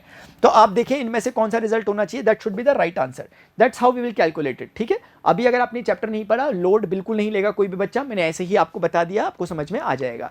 Now a pair of dice is tossed, बेटे ये चैप्टर भी शायद आपने मतलब ऑब्वियसली नहीं पढ़ा होगा, ये लास्ट चैप्टर है प्रोबेबिलिटी, लेकिन प्रोबेबिलिटी का कुल मिलाकर मतलब इतना होता है कितने फेवरेबल आउटकम है, कितने टोटल पॉसिबल आउटकम है। मैं आपको उसका मतलब समझाता हूं। जैसे आप ये समझो कि मेरा नाम है प्रणव, PRANAV, मैं कहता हूं कि मेरे नाम के जो अक्षर हैं, ये लेटर्स हैं, इनमें से वॉवल्स आने की प्रोबेबिलिटी क्या है। तो बेटे गेटिंग अ वॉवल, यानी कि probability of getting a vowel, इसको ऐसे रिप्रेजेंट करेंगे कि वॉवल्स आने की प्रोबेबिलिटी क्या है। कि अगर मैं अपने नाम को जो 6 अक्षर है इनको ऐसे रखता हूं और अपने एक रैंडमली एक अक्षर को उठाता हूं, तो क्या प्रोबेबिलिटी की वॉवल होगा। तो इसका हमेशा फॉर्मूला क्या होता है, किसी भी प्रोबेबिलिटी निकालने का, किसी भी इवेंट की प्रोबेबिलिटी निकालने के लिए हमें number of favourable outcomes divided by total number of possible outcomes जो हमारे पास होते हैं बेटे, यानी टोटल नंबर ऑफ जो आउटकम्स होते हैं उसको लिखना पड़ता है। यानी अगर हम ऐसे करेंगे तो हमारे पास प्रोबेबिलिटी किसी इवेंट की निकल जाती है। यानी इस केस में आपको वॉवल्स निकालने, आप ये देखो कि फेवरेबल आउटकम्स कितने हैं, यानी फेवरेबल आउटकम्स जो वॉवल्स, कितने वॉवल्स मौजूद हैं, कहने का मतलब है कि कितने वॉवल्स आपके पास मौजूद हैं एक बार, और नीचे पे आप देखोगे टोटल नंबर ऑफ लेटर्स कितने, इस केस में टोटल नंबर ऑफ लेटर्स देखने पड़ेंगे। तो टोटल नंबर ऑफ लेटर्स जो अगर मैं देख पा रहा हूं, मुझे दिख रहे हैं 6, और वॉवल्स कितने बेटे, एक ये वॉवल है, एक ये वॉवल है, 2। यानी कि मेरे अनुसार 2, यानी मेरे वावल आने की प्रोबेबिलिटी कितनी है 1/3, यानी 33% चांसेस है। तो बेटा अगर ये क्वेश्चन देखें, pair of dice is tossed, the probability of not getting the sum 8 is, अगर एक पेयर ऑफ डाई को फेंका गया और सम 8 आएगा तो क्या हो सकता है बच्चों, सोचो। आपके पहले डाई को फेंकने में 1 आ सकता है, दूसरे को फेंकने में क्या आ सकता है जिससे 8 हो जाए, सम कुछ भी नहीं है, क्योंकि होना चाहिए 7 तभी जाके 8 होगा, लेकिन 7 आ नहीं सकता डाई में, तो इसका मतलब 1 वाले से रिलेटेड कुछ भी नहीं है। 2 में क्या हो सकता है सर, 6 डालेंगे तो आ सकता है 8, सर 3 वाले में क्या हो सकता है, 5 डालेंगे आ सकता है 8, 4 में ये हो सकता है, 5 में ये हो सकता है, 6 जब आएगा तो ये हो सकता है, उसके बाद 7 आ नहीं सकता। तो कहने का मतलब हुआ कि ये पॉसिबिलिटीज हैं जब आपके पास सम करने पर डाई का कितना आ रहा है रिजल्ट बेटे, 8 आ रहा है result. I hope this is clear to everyone. क्या यहाँ तक की बात सभी को समझ में आ रही है? 1 मिनट, ठीक है। तो हमें ये समझ में आया फिलहाल देख करके कि बोला था pair of die is tossed, the probability of not getting the sum 8, यानी कितने इवेंट्स हैं जिसमें सम 8 आता है, अगर हम उसकी प्रोबेबिलिटी निकालें, probability of getting sum equal to 8, जहां पर सम 8 आ रहा है, तो फेवरेबल आउटकम कितने, ऐसे कितने लोग हैं, 1 2 3 4 5 लोग हैं, आउट ऑफ कितना 36 लोगों में से। शायद आप समझ, चलो आपने प्रोबेबिलिटी अगर नहीं पढ़ा होगा तो एक बार के लिए थोड़ा छोड़ देते हैं उस चीज को, अदरवाइज क्या होता है, ऐसे सोचो 1 आ सकता है, 1 2 आ सकता है, 1 3, यही तो प्रोबेबिलिटी, यही तो पॉसिबिलिटीज हैं आपकी। जब आप किसी डाई को फेंकते हो, पहले में 1 आए, दूसरे में भी 1 आ जाए, पहले में 1 आए, दूसरे में 2 आए, या फिर पहले में 2 आए, फिर ऐसी पॉसिबिलिटी बन सकती है। जब पहले में 2 आ रहा है तो ये 6 लोग हो सकते हैं। ऐसे ही बेटे करते करते हो सकता है पहले में 6 आए, फिर 1 आए, पहले 6 आए, फिर 2 आए, पहले में 6 आए, फिर 3 आए, इस तरह की चीजें हो सकती है। और अगर आप प्रिंट काउंट करोगे जनरल मैथमेटिक्स आके 6 लोग ऐसे, 6 लोग ऐसे, 36 लोग हो रहे हैं, वही 36 मैंने वहां पर लिखा। लेकिन हमें निकालनी है probability of not getting sum equal to 8, यानी कि सम 8 नहीं होना चाहिए, इस बात की प्रोबेबिलिटी बेटे हमें निकालनी है। नहीं के लिए हमें क्या करना पड़ेगा, 1 में से जब होता है सम 8 के बराबर उसको घटा देना पड़ेगा, यानी 1 माइनस 5/36, बेटे रिजल्ट कितना आ रहा है 36 माइनस का 5 डिवाइडेड बाई 36, यानी कि कितना 31/36, इस प्रकार का रिजल्ट देखने को मिल रहा है। इस प्रकार रिजल्ट ऑप्शन बी में है, तो option B will be the right answer. एक बेसिक सी बात है, अगर आप लोगों ने अभी तक प्रोबेबिलिटी नहीं पढ़ा सो प्लीज डोंट वरी। हाँ, ऐसा मत सोचना कि सर हमने अभी तक ये पढ़ा नहीं, हमें नहीं आ रहा, ऑब्वियसली नहीं आना चाहिए अगर पढ़ाई नहीं, और मैंने अभी पढ़ाया नहीं इस सेशन में, so please don't worry about this. Now let's move to the next one. अब जैसे एक क्वेश्चन दिख रहा है, बहुत सिंपल क्वेश्चन है, ट्रिग्नोमेट्री का, तो कोई भी क्वेश्चन देखे देखते ही लड्डू फूट जाना चाहिए, क्योंकि हमने इस पर बहुत ज्यादा प्रैक्टिस किया और चैप्टर्स के मुकाबले। 2 साइन ऑफ 5x है बराबर √3 है। बेटे सिंपल सी बात है कि अगर आप इसको देखोगे तो साइन 5x कह सकते हो बराबर का कितना √3/2, और √3/2 को नेक्स्ट लाइन में आप कह सकते हो कि सर ये साइन में वैल्यू किसकी होती है 60 डिग्री की, तो साइन 60 डिग्री, और यहां से बच्चों आप कह सकते हो कि 5x बराबर 60 डिग्री और x बराबर 60 divided by 5 which will give you 12 degree. तो इसका मतलब x 12 डिग्री होना चाहिए। एक बात समझना, अगर आप क्लास 10th में नहीं पढ़ रहे होते, ऊपर वाली क्लासेस में होते, या दूसरे शब्दों में अगर आपको ये कंडीशन नहीं दी होती बच्चों, तो सॉल्यूशन बदल जाता। अभी आप बहुत आसानी से कह पा रहे हो कि साइन 60 बराबर √3/2, बिल्कुल सही बात है, लेकिन साइन 60 के अलावा भी बहुत सारे ऐसे एंगल्स होते हैं जहां पर इसकी वैल्यू √3/2 होती है, but they were not lying in between this given range. तो इस रेंज के अंदर सिर्फ यही एग्जिस्ट करता, तभी आप कह पाए। मैं ऐसे आपको जनरल नॉलेज के लिए बता रहा हूं, बार बार कहता रहता हूं मैं सभी क्लास में। तो x बराबर 12 डिग्री फिलहाल आपका आंसर है। ठीक है, आगे बढ़ते हैं। सर नेक्स्ट क्वेश्चन हमारे पास, the sum of 2 number is इतना। द सम ऑफ, देखो ये क्वेश्चन अभी हाल ही में रियल नंबर्स में हेल्थ सीरीज में भी कराया था इस प्रकार का क्वेश्चन, ठीक है ना। हमारी एक स्टूडेंट है, क्या आप क्या उपाध्याय में नाम भूल जाता हूं बार बार, आपने पूछा भी था, कमेंट में पूछा था आपने, the sum of 2 number is इतना। बेटे देखो, let's say the numbers are this, उसका सम कितना है, इतना है। मैं अपनी मर्जी से नहीं कह रहा बेटे, ये क्वेश्चन ने दे रखा कि let the sum of the 2 numbers is इतना। मान लेते मैंने नंबर्स को मान लिया कि let those 2 numbers are given by x and y and their HCF is इतना, मतलब HCF of the number x, y is nothing but equal to 81। HCF कितना है इन दोनों का, 81 है। अभी बोल रहे हैं then the possible pair of such numbers are, यानी पॉसिबल पेयर क्या होंगे इन नंबर्स के, ऐसे क्या हो सकते हैं। बहुत सिंपल सी बात है, मैं आपको एक कोने में आकर फिर से एक बात बता देता हूं। आप लोगों को बच्चों याद होगा, जैसे कोई आपसे बोलता है फॉर एग्जांपल 2 है और कोई बोलता है 6 है, 2 का फैक्टराइजेशन करोगे 2 1s are 2 और उसके बाद 2 3s are 3 1s are। अगर आपसे कोई बोले कि what will be the HCF of 2 and 6, then you will simply say 2, क्योंकि 2 यहां भी है यहां भी है, तो 2 will be only the HCF। तो इनका HCF कितना हो जाएगा, 2 हो जाएगा। बहुत सिंपल, ठीक है। अब अगर हम देखें कि इन दोनों का HCF यहां से 2 हो गया, इन दोनों का HCF यहां से 2 हो गया, इससे क्या मतलब समझ में आता है, इससे एक ही मतलब समझ में आता है, मैंने आपको बहुत बार बोला हुआ कि जो भी HCF होता है उसका कुछ ना कुछ मल्टीपल करने पर वो 2 नंबर्स आ जाते हैं। जिन 2 नंबर्स, बेसिकली वो जो 2 नंबर्स होते हैं उन्हीं का कोई ना कोई फैक्टर होता है वो, क्योंकि उसका नाम ही हाईएस्ट कॉमन फैक्टर है। या दूसरे शब्दों में 2 का किसी से मल्टीप्लाई करूं, जैसे 2 का इस बारी में 3 से मल्टीप्लाई करके 6 आ गया, 2 का 1 से मल्टीप्लाई करके 2 आ गया। तो कहने का मतलब ये हुआ कि जो 2 है वो किसी से सर्टेन नंबर से मल्टीप्लाई करके आपको 2 दे रहा है, और जो 2 है वो किसी सर्टेन नंबर से मल्टीप्लाई करके आपको 6 दे रहा है। अब जो कि इस केस में 3 है, तो मैं उसको इन जनरल करने के लिए थोड़ी देर के लिए y कह देता हूं, जो कि आपको समझ में आ रहा है x और y कौन कौन है। बस मेक श्योर ये करना है कि दे बोथ शुड बी को प्राइम, ये हमेशा को प्राइम होंगे बेटे। कैसे होंगे? ये हमेशा को प्राइम होंगे। आप मेरी बात समझ पा रहे हैं? को प्राइम होने का मतलब, हाँ जी, को प्राइम होने का मतलब अगर ये 2 है तो ये 4 ऐसा नहीं हो सकता। आप समझ रहे हो? तो इसका कुल मतलब इतना हुआ कि यही बात को अगर मैं समझूं तो 81 का कुछ टाइम्स करके x आता होगा, लेट से a टाइम्स करके x आता है, और 81 का कुछ टाइम्स करके हमारे पास क्या आता होगा बेटे, लेट से b टाइम्स करके y आता होगा। अब यहां पर बहुत मेक श्योर करने वाली बात है कि जो a एंड b है दे मस्ट बी को प्राइम, यानी कि को प्राइम होने चाहिए। को प्राइम मतलब आप समझते हैं जिन दोनों में कोई कॉमन फैक्टर नहीं पाया जाता, को प्राइम। अब अगर हम इस बात को आगे बढ़ाएं कि हमें इंफॉर्मेशन ये दी गई है x प्लस वाई, तो अगर हम रखें x के प्लेस पे इसको और y के प्लेस पे बेटे इसको अगर हम रखें इक्वल टू ये हो जाएगा 12 15। मैंने कुछ भी नहीं किया, x और y की वैल्यूज को उठाकर वहां डाला। So after taking 81 is common inside the bracket I am left with this गाय, तो ये हमारे पास बचा। अब हमारे पास बच रहा है a प्लस बी बराबर 12 15 डिवाइडेड बाई 81। बेटे हो सकता है ये पूरा पूरा मल्टीप्लाई हो रहा है, लेकिन हमें 9 से तो कम से कम देख ही लेते हैं क्योंकि पूरा फील आ रहा है। 9 एकम 9 हो गया, 3 बचा 9 3 27 हो गया, और 4 बचा 9 5 45, फिर 9 से 1 कम 1 9 एकम 9, 4 बचा 9 5 45। इसका मतलब 81 का 15 टाइम्स होता था वो। तो बेटे हमें क्या समझ में आ रहा है कि a प्लस बी बराबर 15 टाइम्स, और 15 आ गया। ये चीज पहली बार नहीं करा रहा हूँ, इस प्रकार का पहले भी क्वेश्चन करा चुका हूँ, उसमें वो मल्टीप्लाई में बनता है इक्वेशन, अभी प्लस में बना हुआ। अब आप ऐसे पेयर्स को सोचो जिनका सम करने पर 15 आता है, तो बेटे एक होगा 1, उसके साथ होगा 10, 15 आता है। 2 के साथ कौन होता है सर? 2 के साथ 13 होता है सर। 3 के साथ कौन होता है? 12 होता है सर। 4 के साथ कौन होता है बेटे? 11 होता है सर। 5 के साथ कौन आता है सर? 10 आता है, तब 15 होगा सर। 6 के साथ कौन होता है सर? 9 होता है, 15 होगा सर। 7 के साथ 8 होगा सर। 8 के साथ आगे कुछ नहीं हो सकता, क्योंकि 7 8 लास्ट पेयर बन सकता है, क्योंकि उसके बाद 8 लोगे नंबर तो उसके साथ कुछ भी मतलब बेसिकली 8 के साथ जोड़ने पर भी आ जाएगा आपके पास नंबर। जैसे मैं बोलूँ 8 के साथ क्या जोड़ोगे? 7 जोड़ोगे 15 आएगा। 9 के साथ क्या जोड़ोगे? 6 जोड़ोगे। तो अब वही रिपीटेशन चालू हो गया, इसके बाद रिपीटेशन चालू हो गया। So there is no need to write them, क्योंकि हमें पेयर बताने वो 2 पॉसिबल नंबर्स कौन से। तो हमें समझ में आया कि वो 1 2, अब कायदे से 1 2 3 4 5 6 7 7 ढूंढोगे, कहीं दिख भी नहीं रहा, और दिख रहा होता तो बच्चे उसमें क्लिक कर देते बहुत सारे, अगर कोई यहाँ तक पहुंचे भी है तो। अगर लेकिन मैंने क्या बोला था कि जो वो नंबर्स आपने लिया हुआ है A and B, that they should be what? Co prime, यानी कि वो को प्राइम होने चाहिए। बेटे को प्राइम अगर होने चाहिए तो आप मुझे बताओ क्या 1 और 10 को प्राइम है? यस सर 1 और 10 को प्राइम है, क्योंकि कोई कॉमन नहीं है। 2 13 कोई कॉमन नहीं है। 3 12 बेटे कॉमन है, को प्राइम नहीं है। क्यों? क्योंकि 3 का 1 जार 3 और 3 4 जार 12, तो कॉमन है उनके लिए 3 फैक्टर। 4 11 बिल्कुल सही बात है। 5 10 बेटे को प्राइम नहीं है, क्योंकि 5 1 जार 5 5 2 जार 10 दोनों एक दूसरे के साथ कुछ कैंसिल वगैरह हो जाते हैं और सिंप्लीफाई हो सकते हैं, या दोनों के कॉमन फैक्टर है। इसी तरीके से 6 और 9 की बात करें, नहीं सर ये भी नहीं, क्योंकि 3 के टेबल में दोनों के दोनों आते हैं। उसके बाद अगर हम 7 की 8 की बात करें बेटे, ये हो जाएगा। तो इसका मतलब 1 2 3 4, ओनली 4। तो मेरे अनुसार 4, यानी कि मुझे जो 4 लोग दिखे, आप इन्हें प्लीज अलग से लिख के दिखा देना। ये 4 लोग हैं। वो नंबर्स क्या है? वो नंबर्स नहीं है actually, they are nothing but the values of A and B. अगर नंबर्स निकालने तो ए और बी की कॉरस्पॉन्डिंग वैल्यू डाल डाल के नंबर्स के पेयर भी निकल जाएंगे, क्योंकि ए और बी, आप जैसे ए 1 है और बी 10 है, ए यहाँ 1 रखोगे तो 81 हो जाएगा, बी 10 रखोगे तो 810 हो जाएगा। तो एक नंबर का सेट क्या हो सकता है? 81 और 810।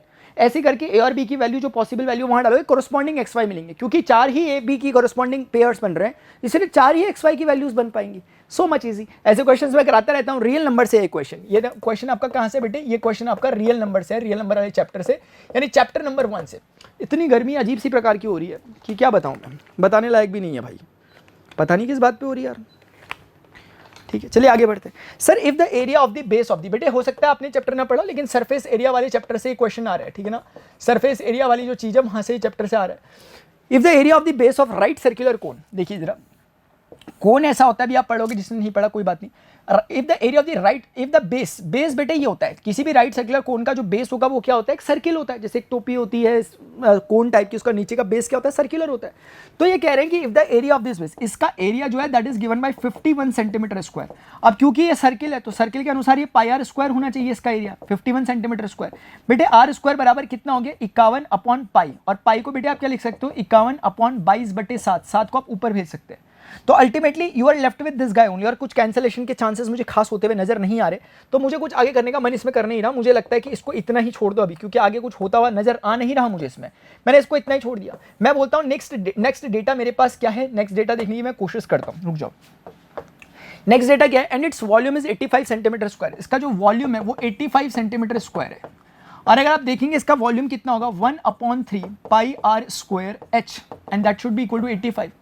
आप यहां देखेंगे बेटे पाई आर स्क्वायर एच बराबर कितना हो जाएगा? 3 × 85। हम इसको सॉल्व करेंगे, पाई आर स्क्वायर डायरेक्टली हमें मेंशन हो गया 51, मुझे लगता है वो आर स्क्वायर निकालने की भी जरूरत नहीं थी, पाई आर स्क्वायर की सीधे वैल्यू डाल दी। एच बराबर कितना हो गया बेटे 3 इंटू 85। तो आप समझ गए कि एच बराबर कितना है 3 इंटू 85 डिवाइडेड बाई 51। 3 इसको 17 टाइम्स कट कर रहा है, 17 इसको 5 बार काट रहा है, तो मेरे अनुसार जो एच की वैल्यू आ रही है वो आ रही है 5, और वो सेंटीमीटर में गिवन है स्क्वायर में, तो ये सेंटीमीटर होगा।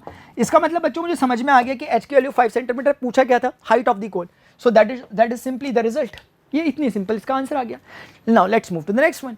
If zeros of the polynomial, क्या बोला हुआ बच्चों देखो, if zeros of the quadratic polynomial यानी ax स्क्वायर, क्वाड्रेटिक इक्वेशन सबने पढ़ा है चैप्टर नंबर 4 इतने प्यार से, इससे तो कई हजार गुना अच्छे, मतलब और टफ वैरायटी में जाकर के और लेवल को बढ़ा करके मैंने क्वेश्चंस करा रखे हैं, ये तो बहुत इजी लग रहा है। If the zeros of the quadratic polynomial are equal, यहाँ पे a और c जीरो नहीं हो सकता। आप समझ रहे होंगे a जीरो क्यों नहीं हो सकता, क्योंकि आप जानते हो क्योंकि एक्स स्क्वायर का कोफिशिएंट गायब हो जाएगा, क्वाड्रेटिक खत्म हो जाएगा, और c जीरो क्यों नहीं हो सकता, उसने अपनी कंडीशन को करवाने के लिए ऐसा किया होगा, अभी देखते हैं।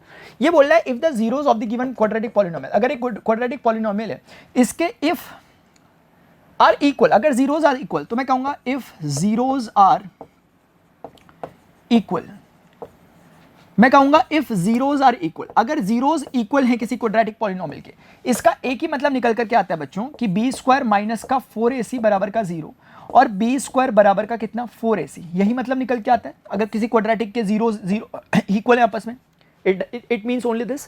तो अगर हमें समझ में आ रहा है कि उसके जीरोस की वैल्यू मतलब उसके जीरोस आपस में इक्वल है, अब बच्चों ध्यान से समझना, ये b चाहे पॉजिटिव हो या निगेटिव हो, लेकिन ये टर्म हमेशा कैसा होगा, पॉजिटिव। क्यों सर, क्योंकि बेटे अगर आप 2 भी करोगे उसका स्क्वायर भी करोगे कितना होता है 4, और चाहे तो आप -2 का स्क्वायर भी करो तो भी रिजल्ट कितना होगा बच्चों,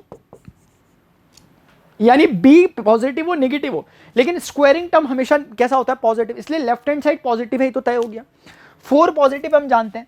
अब ये अगर पॉजिटिव आया, ये चीज इसके बराबर होनी है, तो मेक श्योर करना पड़ेगा कि यहां वाले लोग भी पॉजिटिव हो, और ये पूरा हिसाब किताब पॉजिटिव तभी हो सकता है, यानी AC पॉजिटिव कब हो सकता है बच्चों, आप खुद सोचो कि AC पॉजिटिव अगर हमें करवाना है कब हो सकता है। दो केसेस हैं, या तो A प्लस हो जाए और C भी प्लस हो जाए, या तो फिर A माइनस हो और C भी माइनस हो, तभी तो माइनस माइनस प्लस होगा या प्लस प्लस प्लस होगा। तो इसीलिए मेक श्योर करने के लिए कि आपस में बराबर हो, एटलीस्ट कम से कम पॉजिटिव सिंबल्स तो उनके पॉजिटिव पॉजिटिव तो दोनों तरफ दिखें, इसलिए मेक श्योर करना पड़ेगा कि A और C both should have a same symbol. C को 0 क्यों नहीं करा रहा, आप समझ पा रहे हो बात को अब। तो इसका मतलब A and C should have must have opposite sign, बिल्कुल गलत है, ये तो बात ही नहीं हो रही। C एंड B में तो बात ही नहीं हो रही। C and A must have same sign, इस पे बात हो रही है, दोनों के पास सेम सिंबल होने चाहिए। ये बहुत बेसिक वैरायटी का क्वेश्चन है, इससे बहुत अच्छे वैरायटी में हम जा रखे हैं। यहाँ तो बात बहुत जल्दी खत्म हो गई, क्योंकि आंखों से दिख रहा है पॉजिटिव है, इसको पॉजिटिव करना है, जरूरी है कि A और C सेम तरह की नेचर रखे, या तो A भी पॉजिटिव C भी पॉजिटिव, तो पॉजिटिव पॉजिटिव पॉजिटिव होगा, A नेगेटिव C नेगेटिव, तो दोनों का नेगेटिव नेगेटिव पॉजिटिव होगा। ठीक है, आगे बढ़ते हैं।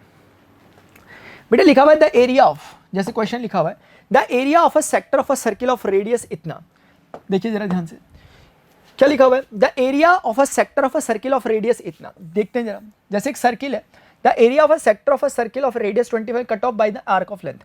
बेटे अगर हम ऐसे कहीं क्वेश्चन को समझने की कोशिश करें, ये इसका सेंटर है, सर्किल ऑफ रेडियस 21 यानी कि रेडियस 21 यानी दिस इज 21 सेंटीमीटर। पूछ क्या रहा है, the area of a sector, उस सेक्टर का एरिया बताओ जो कि इस रेडियस के एक सर्किल में कट ऑफ हुआ है by an arc of length 22 centimetre. इसका मतलब कि ये जो आपको यहां से लेके यहां तक की चीज दिखाई दे रही है बच्चों, ये क्या है, ये आर्क लेंथ है, यानी कि this is nothing but arc length 22 centimetre, यानी ये हो जाएगा A, ये हो जाएगा पॉइंट B। तो इसका मतलब ये जो A और B है, इनका जो ये आर्क लेंथ है ये 22 सेंटीमीटर है। सरल शब्दों में बात ये है कि एक सर्किल जिसकी रेडियस 21 सेंटीमीटर है, उसकी आर्क लेंथ 22 सेंटीमीटर की आर्क लेंथ से जो एरिया निकलता है, वो एरिया बताओ कितना होगा सेगमेंट का। उससे पहले मैं आपको कॉन्सेप्ट डिस्कस कर लेता हूं, जिन बच्चों ने नहीं भी पढ़ा वो चैप्टर, फिर भी आप समझ जाओगे इस चैप्टर को। देखो इस क्वेश्चन को देखना, जरा मेरी बात को ध्यान से समझिए। बेटे मुझे ये बताओ, क्या आपने एक बेसिक सी बात पता है कि आपको ये पिछली क्लासेस से शायद पता होगा कि अगर किसी सर्किल का रेडियस r है तो उसका एरिया कितना होता है पाई आर स्क्वायर। क्या हम इस बात को जानते हैं? जानते हैं सर। हम जानते हैं कि सर इस सर्किल का जो एरिया है वो पाई आर स्क्वायर है। ये हमारी बेसिक एलिमेंट्री क्लासेस में हमने थोड़ा थोड़ा सीखा होगा, उसके बेसिस पे हम इस बात को बोल पा रहे हैं कि हमें समझ में आ रहा है सर कि ये एरिया कितना होगा, इसका इतना होगा। बच्चों ध्यान से समझना कि मुझे एक बात बताइए, इसका जो कंप्लीट लेंथ है वो कितना है 2 पाई आर। मैं कह सकता हूं कि 2 पाई आर लेंथ में मुझे जो करस्पॉन्डिंग एरिया मिल रहा है वो पाई आर स्क्वायर मिल रहा है। इस सरकम जब मैं 2 पाई आर लेंथ लेता हूं तो मुझे कितना मिल रहा है, लेकिन मैं कहता हूं कि मैं 2 पाई आर लेंथ नहीं लेना चाहता, I am interested only that much length. इस इतने से आर्क लेंथ को, यानी इतने से लेंथ को मैं कंसिडर करना चाहता हूं, let's say, and I am just saying this much length is nothing but L, मैं इसे एल कहता हूं। सो नाउ लेट्स सी क्या होगा, ठीक है ना, लेट्स सी क्या होता है। ठीक, तो हमें बताना है कि इस एल लेंथ ने कितना एरिया कवर किया। मैं उसको एक डिफरेंट कलर दे देता हूं आप लोगों के लिए, मैं उसको ऐसा ब्लूइश कलर देता हूं, ब्लू ब्लू। तो ये वाला ब्लू वाला एरिया कितना, I am interested for this गाय। मैं यूनिटरी मेथड का इस्तेमाल करूंगा जो क्लास 6th में अप्लाई हुआ करता था। कैसा मेथड बेटे, यूनिटरी मेथड। क्या होता है सर यूनिटरी मेथड? ये सिंपल सी बात है, जैसे आपसे कोई बोलता है कि 5 मैंगो 30 रुपीज के, बताओ 6 कितने के होंगे। आप क्या करते हो, पहले 1 मैंगो का प्राइस निकालते हो 30/5 और फिर 6 मैंगो का प्राइस निकालते हो मल्टीप्लाई करके 6 × 6, 36 रुपीज हो गया।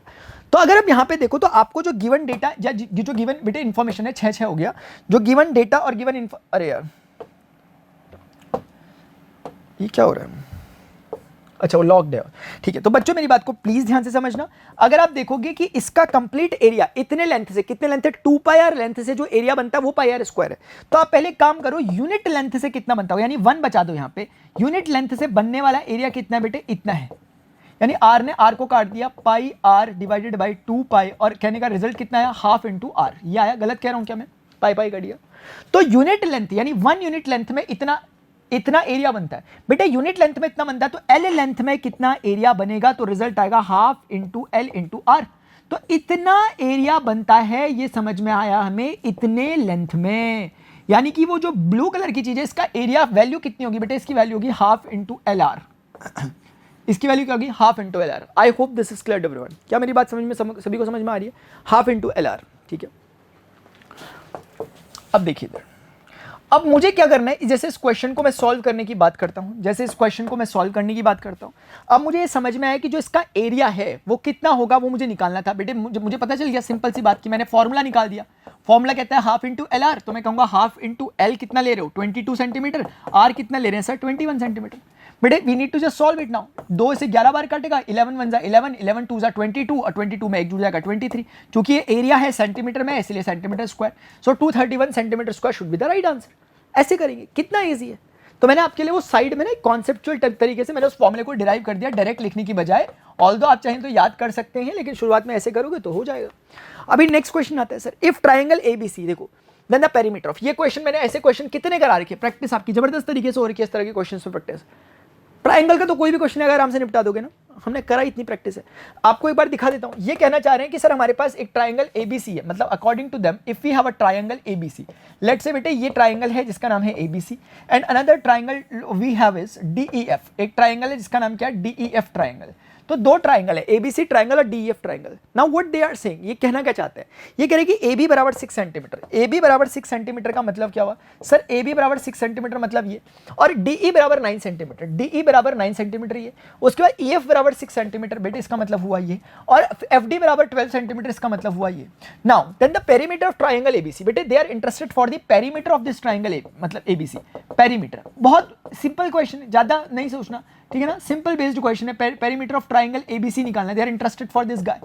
अब अगर आप बात को समझो कि according to question they both are similar, और जब भी सिमिलैरिटी दी रहती है, मैंने हमेशा बताया कि सिमिलैरिटी से 6 मतलब निकलते हैं कि A एंगल D एंगल के बराबर है, एंगल B एंगल E के, और एंगल C एंगल F के। यानी क्या कहा मैंने सिर्फ इतना कहा सर, एंगल A एंगल किसके बराबर है, D के बराबर है। जो B बीच वाला है वो उसके बराबर होगा, एंगल किसके बराबर होगा सर, वो एंगल E के। और ये जो C वाला है बेटे, ये वाला बराबर होगा एंगल F के। That's all. ये समझ में आया मुझे, इतनी सी बात मुझे समझ में आती है सर। मैंने कहा कि एक सिंपल सी बात है, मैंने आपको पहले भी बताया है कि समवन इज सेइंग कि triangle ABC is similar to triangle DEF। What does it mean?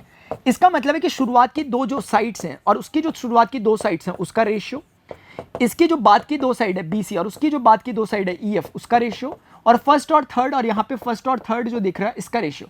ये जो तीन चीजें हैं बेटे, 3 जो साइड्स के रेशियो हैं, they all should be equal to each other. ये बेसिक सी बात हमें समझ में आती है सर। इससे क्या फायदा होगा बेटे, देखो इससे क्या फायदा होता है। जैसे आपको एक सिंपल सा लॉजिक बताता हूं। क्या मैं कह सकता हूं कि अगर ये इसके बराबर हैं तो ये इसके भी बराबर होंगे, AB plus BC plus CA, या CA या AC कह लो, एक ही बात है। और इसी तरीके से बेटे क्या मैं कह सकता हूं कि जो नीचे वाला है DE प्लस EF और प्लस DF के बराबर होगा।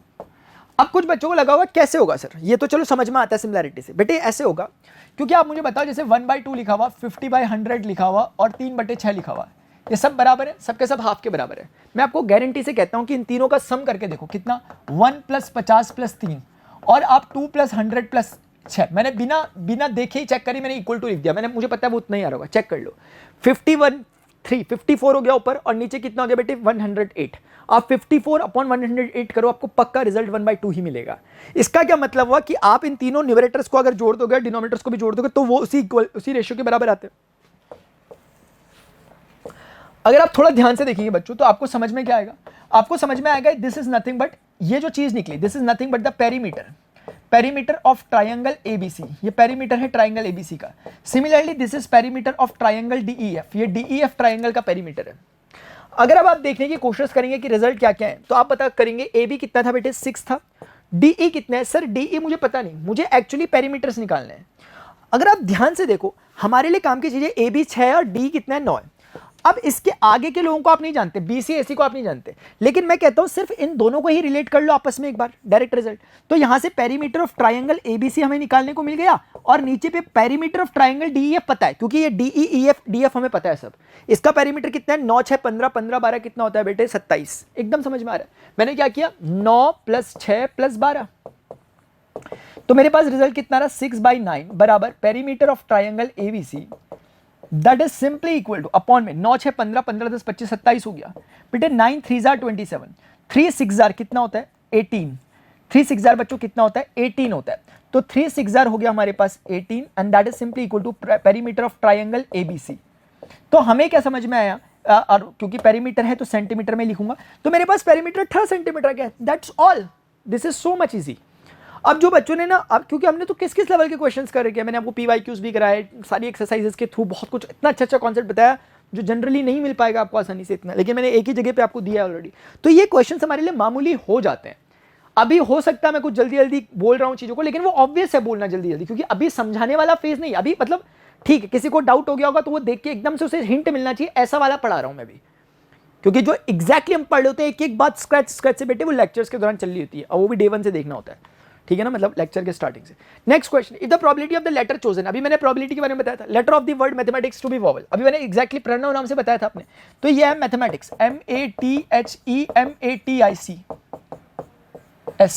आप देखोगे 1 2 3 4 5 6 7 8 9 10 11 टोटल जो हमारे पास टर्म्स हैं वो कितने हैं 11 लेटर्स हैं बेटे। वो बात कर रहा है कि जो इसमें वावल्स होंगे, वो कह रहा है if the probability of the letter chosen at random, इन 11 में से कोई भी रैंडमली चूज किया, बोल रहा है कि वो वर्ड जो होगा वो वावल होगा, इसकी प्रोबेबिलिटी गिवन है। आप मुझे बताओ वावल्स कौन कौन है, ए है, ई है, ए है, आई है।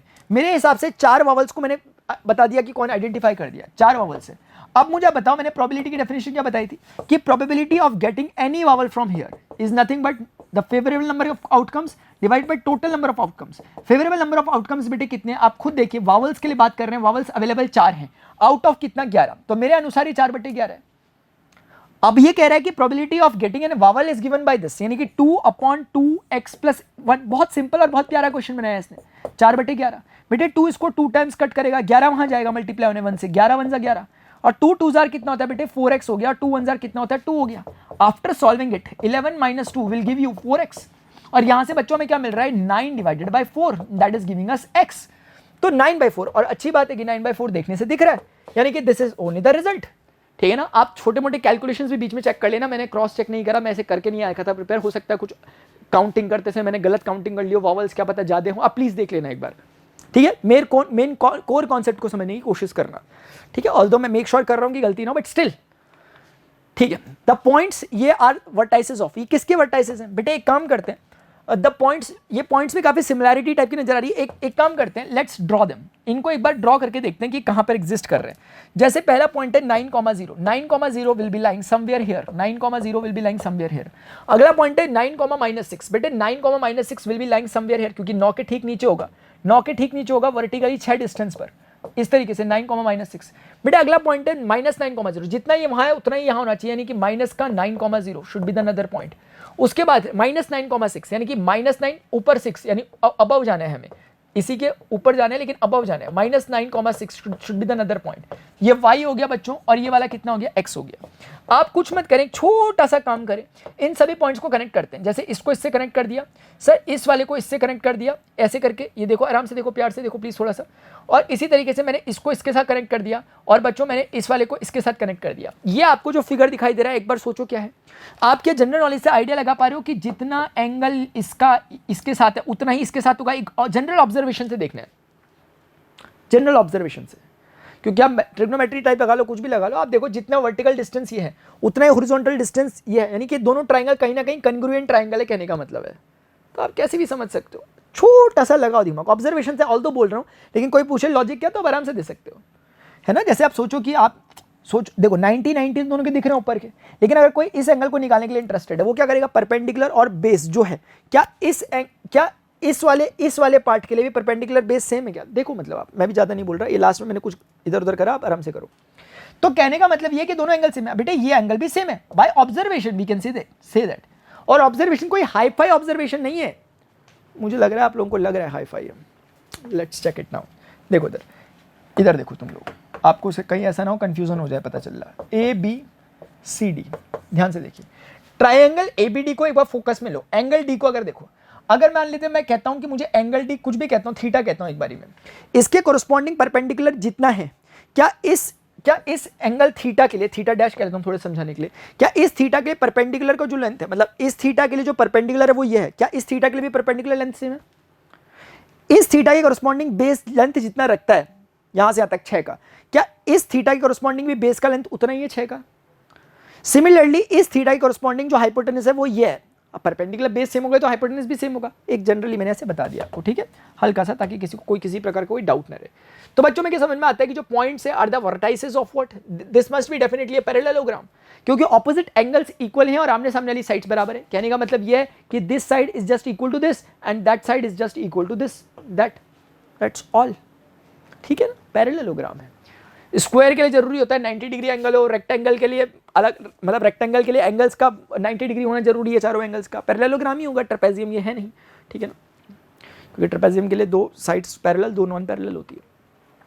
द मीडियन ऑफ, बेटे स्टैटिस्टिक अभी बिल्कुल भी नहीं पढ़ाया और मैं ज्यादा उलझाने नहीं चाहूंगा, लेकिन सिंपल सी बात, शायद आपको पता होगा, नहीं पता तो एक सिंपल ऑब्जर्वेशन समझ लो। क्वेश्चन लिखा हुआ, the median of set of 9 distinct observation is इतना, if each of the observation is set to increased by 2 then the median of new set. Median का कॉन्सेप्ट क्या है सर? मीडियन का concept इतना है, जैसे आपके पास कोई 2, 4, 6, 8 और 10 मान लेते हैं डेटा है, मैंने इसको ऑलरेडी परफेक्ट फॉर्म में लिखा है। परफेक्ट मतलब असेंडिंग ऑर्डर में लिखा है, रैंडमली नहीं लिखा हुआ कि 8, 10, 6, 4, 2, ऐसा कुछ नहीं लिखा हुआ।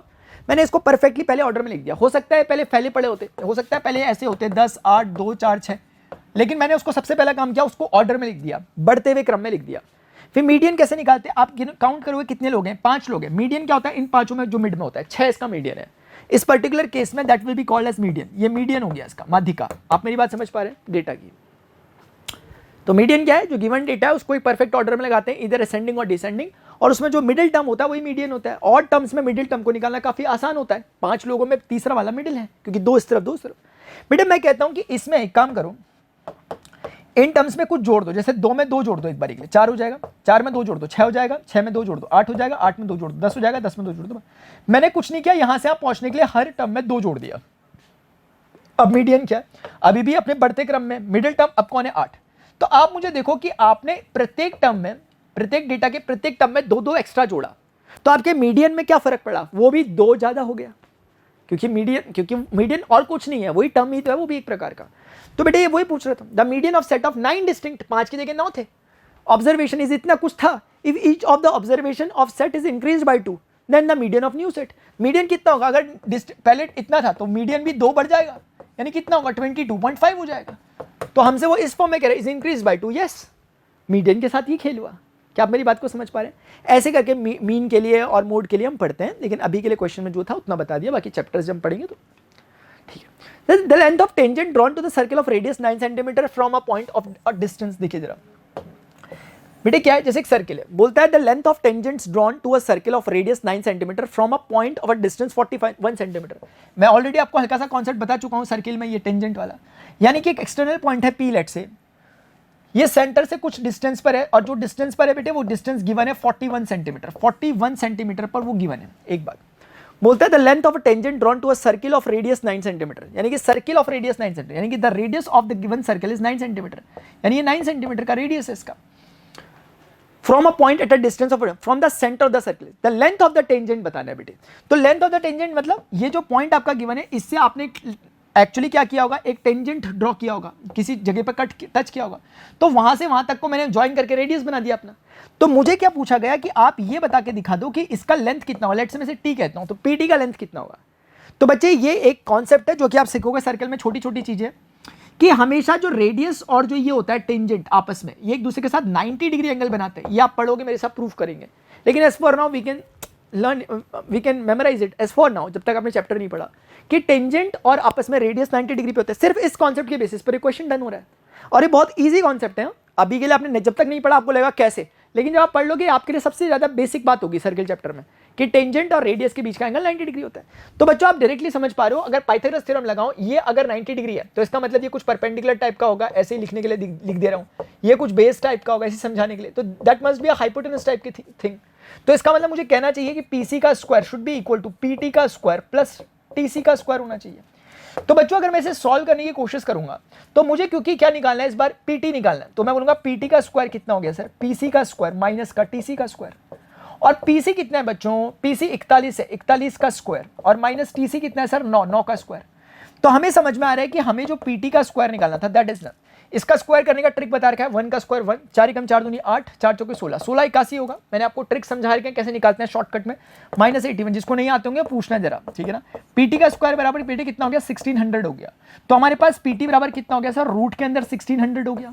तो बेटे इसका मतलब कितना होगा, पीटी बराबर कितना हो गया, 40 हो गया, क्योंकि 4 का स्क्वायर 16, 0 0 दो बार लग जाएंगे। तो अभी ये चीज सेंटीमीटर में दी थी, इसका मतलब सेंटीमीटर में आ गई। तो हमसे क्वेश्चन पूछ रहे थे कि बताइए कि लेंथ ऑफ टेंजेंट कितना होगा, हमने उन्हें तुरंत बता दिया कि पीटी बराबर 40 सेंटीमीटर। तो option A will be the right answer. That's how we will do this. आगे देते हैं नेक्स्ट क्वेश्चन में। नेक्स्ट क्वेश्चन है बेटे assertion reasoning based. The number 5 की पावर n, ये क्वेश्चन कहां से आया, रियल नंबर से, चैप्टर 1 से। चैप्टर 1 में सीधा 6 की पावर n टाइप में एनसीईआरटी ने क्वेश्चन दे रखा है, एग्जांपल भी दे रखा है। सिंपल सा कॉन्सेप्ट है। कॉन्सेप्ट क्या कि द नंबर 5 की बार n can not and with the digit. आप खुद समझो, जहां पर n कोई नेचुरल नंबर है बेटे, if n is a natural number then that can take the this given values, 1 हो सकता है, 2 हो सकता है, 3 हो सकता है, व्हाटएवर इट कैन बी। तो जैसे ही 5 की बार 1 करेंगे ऐसा दिखेगा, 5 की बार 2 करेंगे ऐसा दिखेगा, 5 की बार 3 करेंगे ऐसा दिखेगा। मतलब इसका आंसर 5 होगा, इसका आंसर 25 होगा, इसका आंसर 125 होगा, क्योंकि 5 5 5। तो खास बात क्या है कि 5 के जब भी आप कुछ भी करोगे पावर, हमेशा आपको वंस के प्लेस में 5 ही दिख रहा है। तो ये बात तो बिल्कुल सही है कि द नंबर 5 की बार n can not and with the digit 0, कभी नहीं होगा, कभी भी 0 आ ही नहीं सकता। तो ये फैक्ट बिल्कुल सही है, ये बिल्कुल सही बात है, कभी नहीं होता 0। अब वो बोल रहा है a number ends with 0 if it's prime factorisation contains both. ये इसने बात बिल्कुल सही कही। ये बता रहा है कि कौन से का फर्स्ट डिजिट 0 होता है, उसकी पहचान ये होती है कि अगर उसकी प्राइम फैक्टराइजेशन में 2 एंड 5 अवेलेबल है। ये रूल है। जैसे कि फॉर एग्जाम्पल अगर हम कह रहे हैं और मतलब एक एग्जांपल जैसे 10 ले लेते हैं फॉर एग्जांपल। अब 10 की पावर n में वंस के प्लेस पे 0 आएगा। जैसे अगर आप देखोगे 10 की पावर 1 करो या 10 की पावर 2 करो, आपको वंस के प्लेस पे 0 दिख जा रहा है। जैसे यहाँ भी दिख गया, यहाँ भी दिख गया।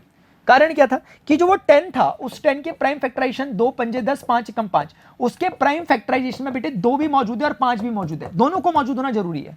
यहाँ 5 के फैक्टराइजेशन में सिर्फ और सिर्फ 5 ही मौजूद था अकेला, 2 मौजूद नहीं था। 2 की पावर 0 हो गई थी, 2 मौजूद नहीं था। तो 2 और 5 दोनों के दोनों मौजूद होने चाहिए, तो हम कहेंगे कि वहां पर 0 जरूर आएगा। I hope this is clear to everyone.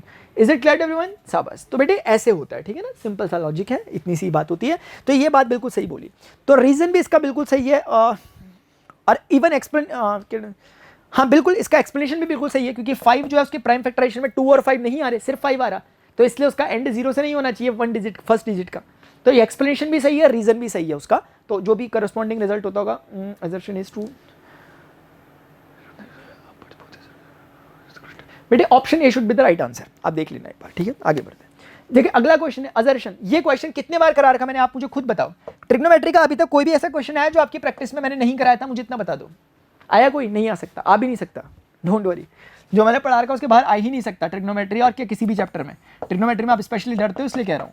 cos a plus cos square a बराबर 1 है बेटे। देन दे आर आस्किंग कि देन साइन स्क्वायर ए, वो बोल रहा है कि देन साइन स्क्वायर है। ये हमसे मैंने जब आपको कराया था तो मैंने पूछा था कि कितना होगा, ऐसे करके मेरा क्वेश्चन था। अभी फिलहाल बताना है कि क्या 1 होता है कि नहीं होता।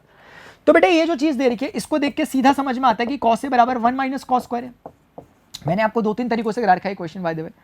तो आप बोलोगे cos a बराबर कितना हो गया सर, 1 माइनस cos स्क्वायर है साइन स्क्वायर है। ऐसे कैसे बोल दिया सर आपने? बिकॉज बच्चे मैं जानता हूं एक बात, मैं क्या जानता हूं, वी नो द फैक्ट कि sine square A plus cos square a बराबर 1, because I know this fact. क्योंकि मैं इस बात को जानता हूं कि साइन स्क्वायर ए और cos स्क्वायर ए को जोड़ने पर रिजल्ट कितना आता है बच्चों, 1 आता है। तो because of this fact I can simply say कि 1 में से अगर cos स्क्वायर ए करेंगे तो साइन स्क्वायर आना चाहिए। So now I am left with this गाय। हमें समझ में आ गया कि साइन कॉस ए बराबर साइन स्क्वायर है, इस डेटा का सिर्फ मतलब इतना हुआ। अगर इसका मतलब यह है तो मैं एक काम करता हूं कि मुझे इसको निकालने के लिए साइन स्क्वायर एक कॉमन आता हुआ दिख रहा है, I can take it as common, तो अंदर बच गया साइन स्क्वायर है। और मेरी इंफॉर्मेशन से मुझे समझ में आया कि sine square can be written like what cos A only, तो साइन स्क्वायर को कॉस ए लिख सकते हैं, तो ये ऐसा बन गया। और बेटे अगर आप खोलोगे तो कॉस ए 1 कितना कॉस ए, और कॉस इंटू कॉस कितना हो जाएगा कॉस स्क्वायर है, तो cos a plus cos square already question में मेंशन है 1, तो हमने देख लिया कि 1 के इक्वल आया, ये मतलब ये 1 के इक्वल आया, तो अल्टीमेटली वो कह रहा था बिल्कुल सही बात है, वो 1 के इक्वल आते हैं। सेशंस के दौरान में से 2-3 मेथड से कराता हूं, लेकिन अभी नहीं कराऊंगा, आपको पता है अगले मेथड्स क्या हो सकते हैं, मैं वहां नहीं जाऊंगा बिल्कुल भी। आप इसी को साइन स्क्वायर को 1 माइनस कॉस स्क्वायर का तरह का खोल सकते थे, लेकिन मैं भी नहीं खोलूंगा क्योंकि अभी मैं नंबर ऑफ मेथड से बताने के मूड में नहीं हूं।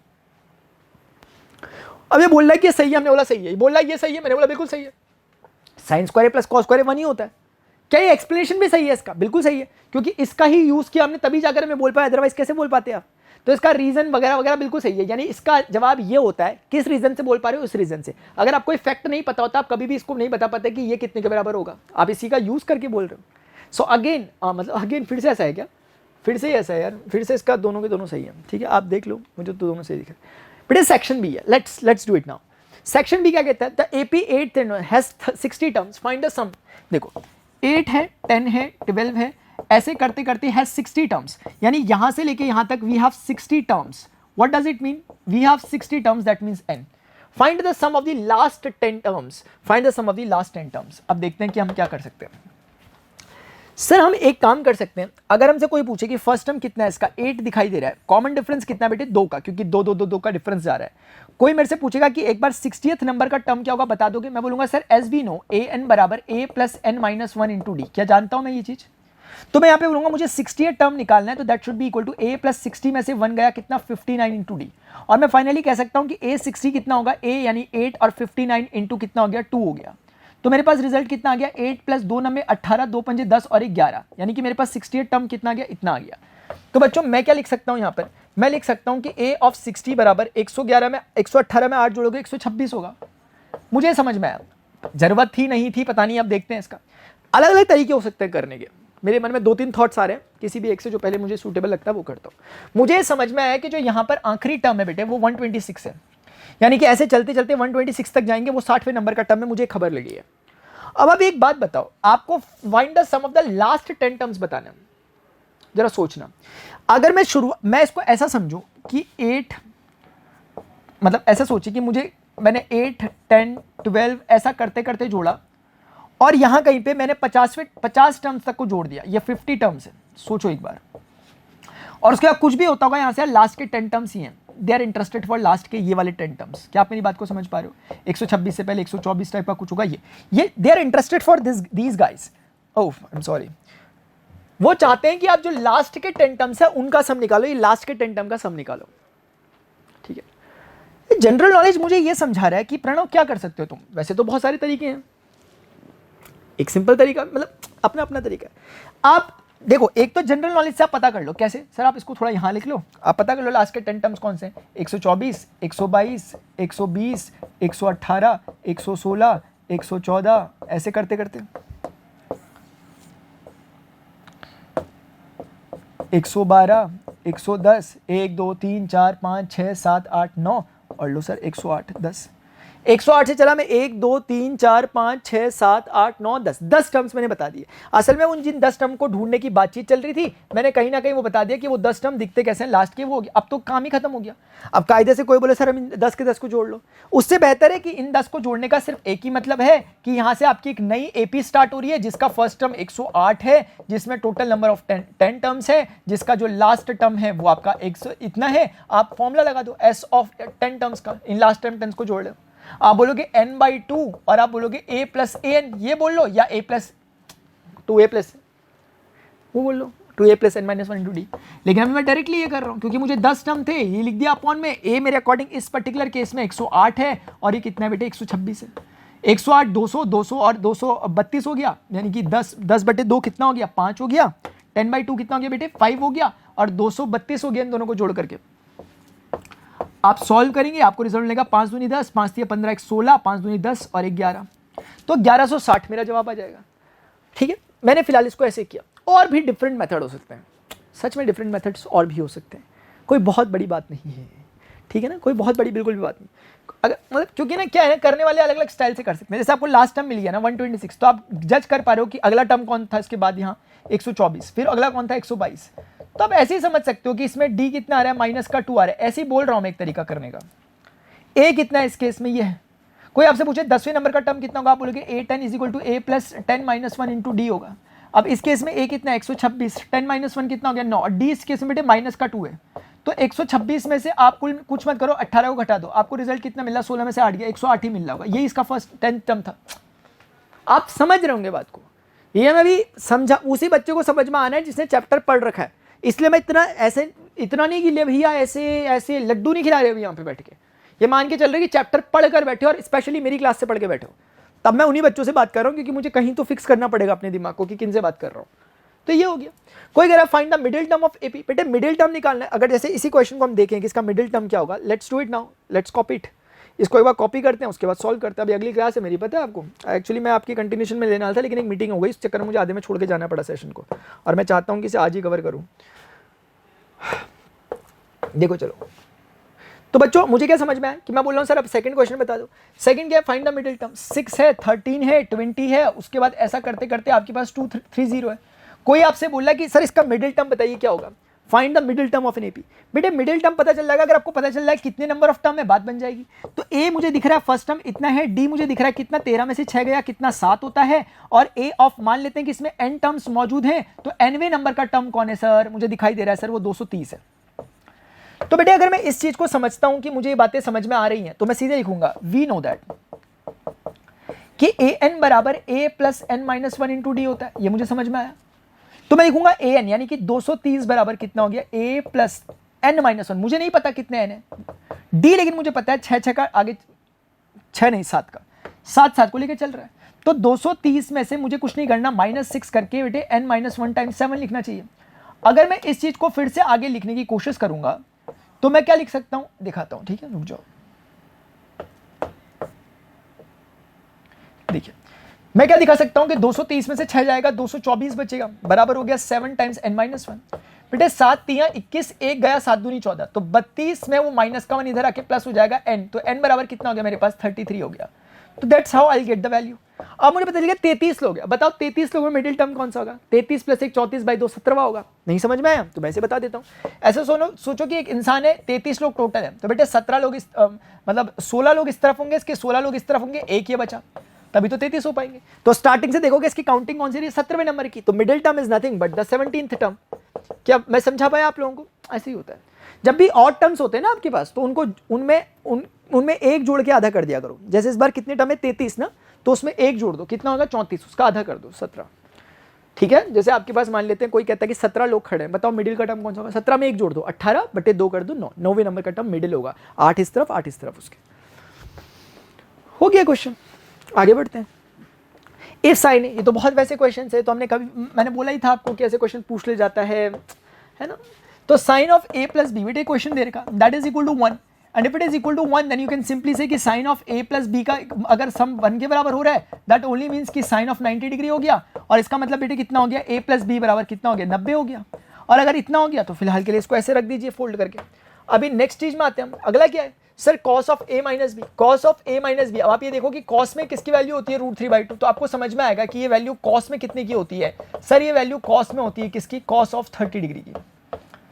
तो इसका सीधा सा मतलब है कि a माइनस बी बराबर कितना हो गया बच्चों 30 डिग्री हो गया। तो इस तरीके से हमने लिख दिया यहाँ पे a माइनस बी बराबर 30।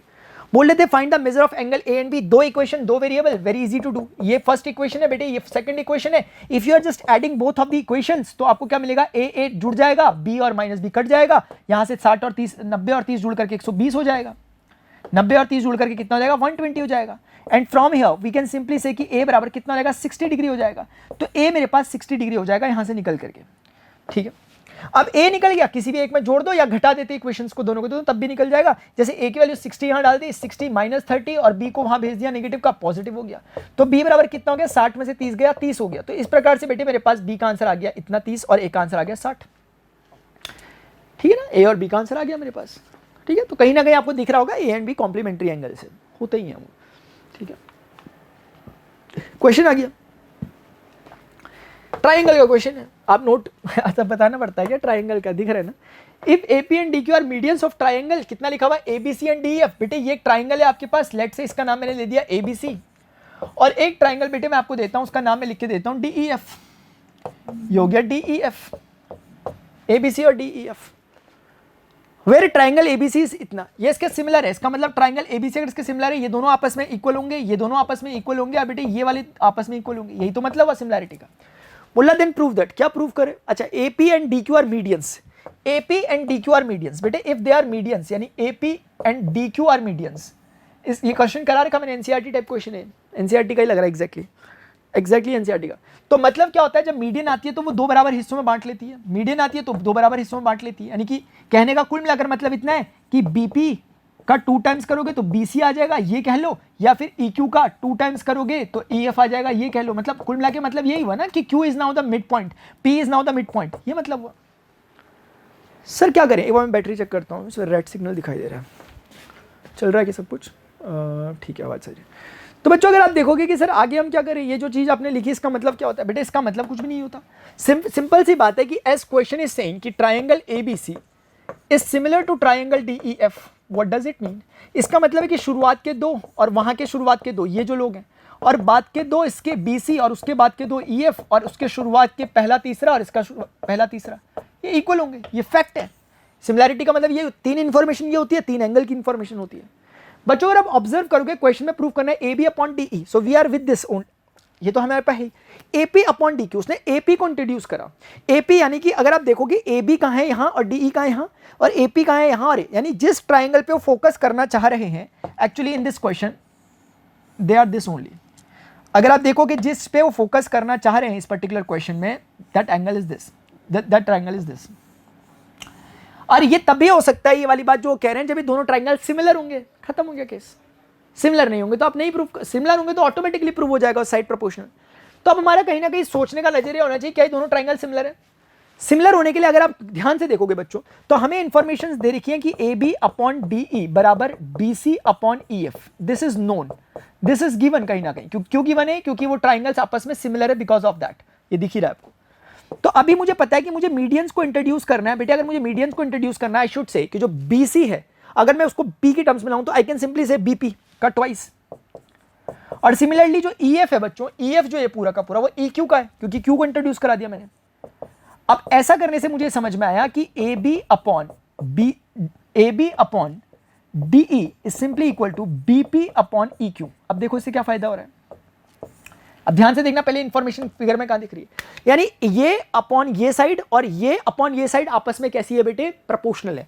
इसका मतलब कहीं ना कहीं ये हो रहा है कि ये वाली जो साइड दिख रही है आपको, ये वाली साइड, ये वाली दो साइड्स जो हैं वो उस वाली दो साइड्स के साथ प्रोपोर्शनल है। तो पूरा काम खत्म हो गया। पूछो कैसे, क्योंकि ये एंगल तो था ही इक्वल, हमने पहले ही तय कर लिया था क्योंकि सिमिलर था। तो बेटे आपको नहीं लग रहा कि ये तो इंफॉर्मेशन है, and also as angle B is equal to angle E, then now we can simply conclude कि triangle ABP is similar to triangle DEQ, and why it is so, by SAS similarity। कैसे sir, क्योंकि आपको पता है दो sides proportional है, उनके बीच का कोरोस्पॉन्डिंग एंगल इक्वल है। SAS इसी को तो कहते हैं triple S, triple A, double A, SAS, 4 यही तो होते हैं। बहुत ईजी जा रहा है, बहुत ईजी। और देखो मैं बार बार बोल रहा हूँ, मैं बात उन्हीं से कर रहा हूँ जो बच्चों ने लेक्चर्स को देखा है ना। डायरेक्टली देखोगे तो ऑब्वियसली समझ नहीं आएगा, ठीक है ना। अब मैं चाहता नहीं हूँ कि इस क्वेश्चन के थ्रू आपको पूरा ट्राइंगल सिखा दूँ, भाई ये पेपर का क्वेश्चन है, तो इसमें तो हमने जो पढ़ा लिखा वो काम आना चाहिए ना, ठीक है। तो मेरे ख्याल से हो गया। अब जैसे ही आपने बोल दिया कि सिमिलर है आपस में, इसका मतलब एक ही हुआ कि इसकी शुरुआत की दो, उसकी शुरुआत की दो, इसकी बात की दो, उसकी बात की दो, इसका पहला तीसरा, उसका पहला तीसरा। अभी नहीं, मैं से कुछ प्रूव करने के लिए बोला था उसने। A B upon D E, ठीक है, बराबर होगा ए पी अपॉन लास्ट वाले को ले लो, पहला तीसरा, हो गया बराबर, ठीक है। A horse, a cow and a goat are tied each by rope of length. ऐसा क्वेश्चन आपके उसमें है एनसीईआरटी में, लेकिन उसमें सिर्फ घोड़े को बांधा हुआ। इन्होंने यहाँ घोड़े और किसको बांधा हुआ, गाय को और बकरी को बांध रखा। तो कहने का मतलब है of length 40 metre at the corner A B and C respectively of a grassy triangular field. इसका मतलब ये ट्रायंगुलर फील्ड है, यानी कि that field is a triangular shape. यानी ए यहाँ पर है, बी यहाँ पर है और सी यहाँ पर है। इन तीनों पे उन्होंने किसी पे हॉर्स को रखा हुआ है, घोड़े को बांधा हुआ है। कहीं पे काव को बांधा हुआ है और कहीं पे गोट को बांधा हुआ उन्होंने, मतलब इन किनारों पर ट्राइंगुलर एजेस पे। बोल रहे हैं कि each by rope of length 14 metre. बेटे सबकी लेंथ कितनी है 14 मीटर, यानी कि यहाँ पे जो बंधा हुआ वो 14 मीटर आगे तक जा सकता है, और ऐसे करके यहाँ पर जो है वो 14 मीटर, मतलब कहने का मतलब ये है क्योंकि ग्रेजिंग की बात कर रहा है तो वो इतने एरिया को चढ़ सकता है। सिर्फ ये गाय या जो भी गाय है जो ये इतने एरिया को ही चढ़ सकती है। सिमिलरली जो सी है ये भी यहाँ कहीं तक 14 और ये भी यहाँ कहीं तक 14 जा सकता है, यानी ये भी इस एरिया को चढ़ सकती है 14 मीटर और 14 मीटर। और सिमिलरली बेटे यहाँ से अगर आप देखोगे यहाँ तक और यहाँ से आप देखोगे यहाँ तक, तो ये भी 14 मीटर और 14 मीटर के एरिया को चढ़ सकती है ऐसे करके। क्या आप मेरी बात को समझ पा रहे हो? कहने का मतलब है कि जो इनका टोटल इंक्लूसिव एरिया है जिसको ये लोग ग्रेस कर रहे हैं वो एरिया ये वाला है बेटे, जो मैंने ऐसे कर दिया। और जनरल नॉलेज क्या कहता है, कुछ कुछ कहता है, पहले आगे बढ़ते हैं। बोल रहा साइड्स कितनी है कि 35, 40 और 50, यानी कि ये वाला कुछ 35 मीटर का होगा। अब कोई कितना भी हो सकता है क्योंकि हॉर्स गोट और काऊ कहाँ बंधे हुए से कोई फर्क नहीं पड़ता, क्योंकि उनके नाम से कोई फर्क नहीं पड़ता, क्योंकि रस्सी सबकी 14 मीटर की है। तो एक 35 है ये समझ में आता है, एक 40 का लेंथ है ये समझ में आता है 40 मीटर का, और एक शायद 50 मीटर का लेंथ है, एक 50 मीटर का लेंथ है ये समझ में आता है। तो ठीक है ना, 14, 14, 28 हो गया, बीच का रीजन आप निकाल दोगे 22 से, 14, 14, 28 हो गया, बीच का रीजन आप निकाल दोगे 12 है, और यहाँ से 14, 14, 28 हो गया, बीच का रीजन निकाल दोगे 7 है। तो वो अलग अलग है सब में, जो ऐसे ही निकाल दिया मैंने जरूरत होती तो, लेकिन फिलहाल लग नहीं रहा मुझे। सिर्फ बोला find the area of a grass field that can be gazed. बेटे क्या ये एंगल सबके एक जैसे होंगे? नहीं सर, ये एंगल अगर θ1 है तो ये कुछ θ2 टाइप का होगा और ये कुछ θ3 टाइप का होगा। कारण ये है क्योंकि कोई इक्विलैटरल ट्राइंगल नहीं बन रहा, सारी साइड्स तीनों अलग अलग हैं, ये एक तरह का स्केलिन ट्राइंगल है, स्केलिन ट्राइंगल के तीनों एंगल डेफिनेटली अनइक्वल होंगे, तो इसीलिए θ1, θ2, θ3 टाइप कह दिया।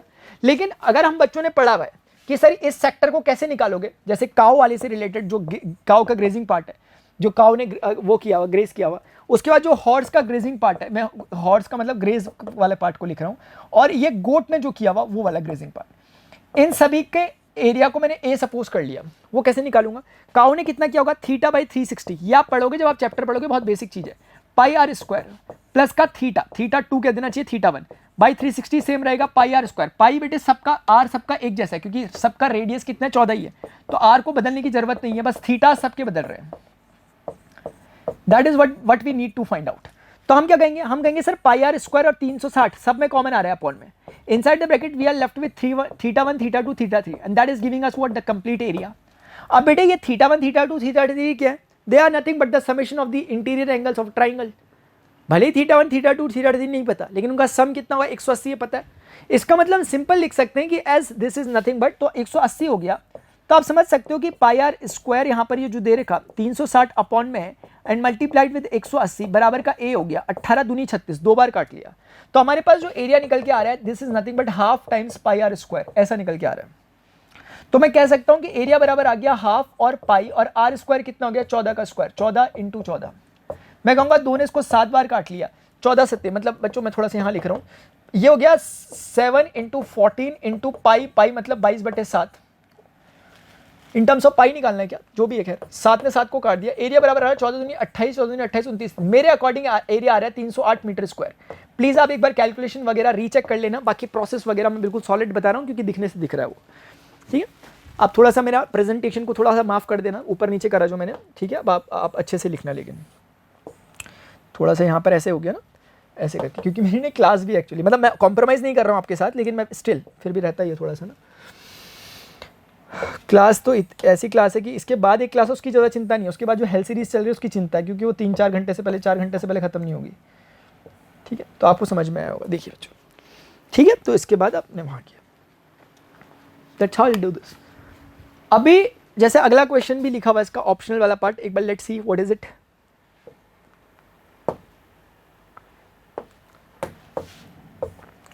बेटे जो इसका ऑप्शनल पार्ट है, अगर हम उसको देखें, find the area of the major segment in terms of a circle of a radius 5 centimetre formed by a chord subtending an angle.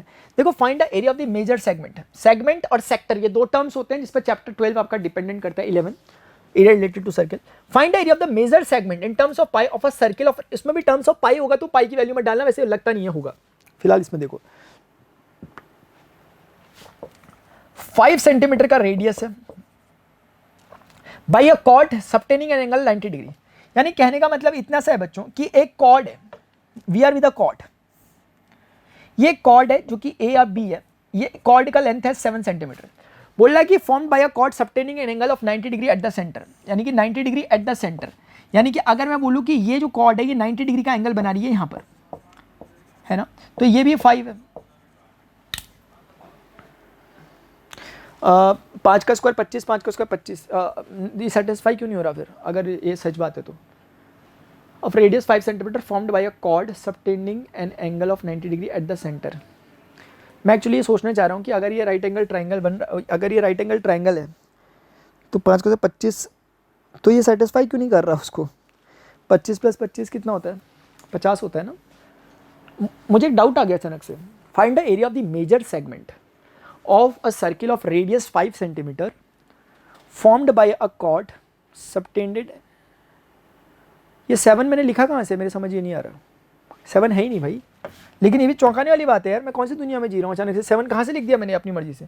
वो तो अच्छी बात है ना, ऐसा होना चाहिए। जैसे मैं क्यों रुक गया कि 7 नहीं हो सकता, क्योंकि वो सेटिस्फाई नहीं कर रहा पाइथागोरस थ्योरम को। 5 का स्क्वायर 25, 5 का स्क्वायर 25, 25 25 जोड़ के 50 आ रहा, वहाँ पे 7 आ रहा हो।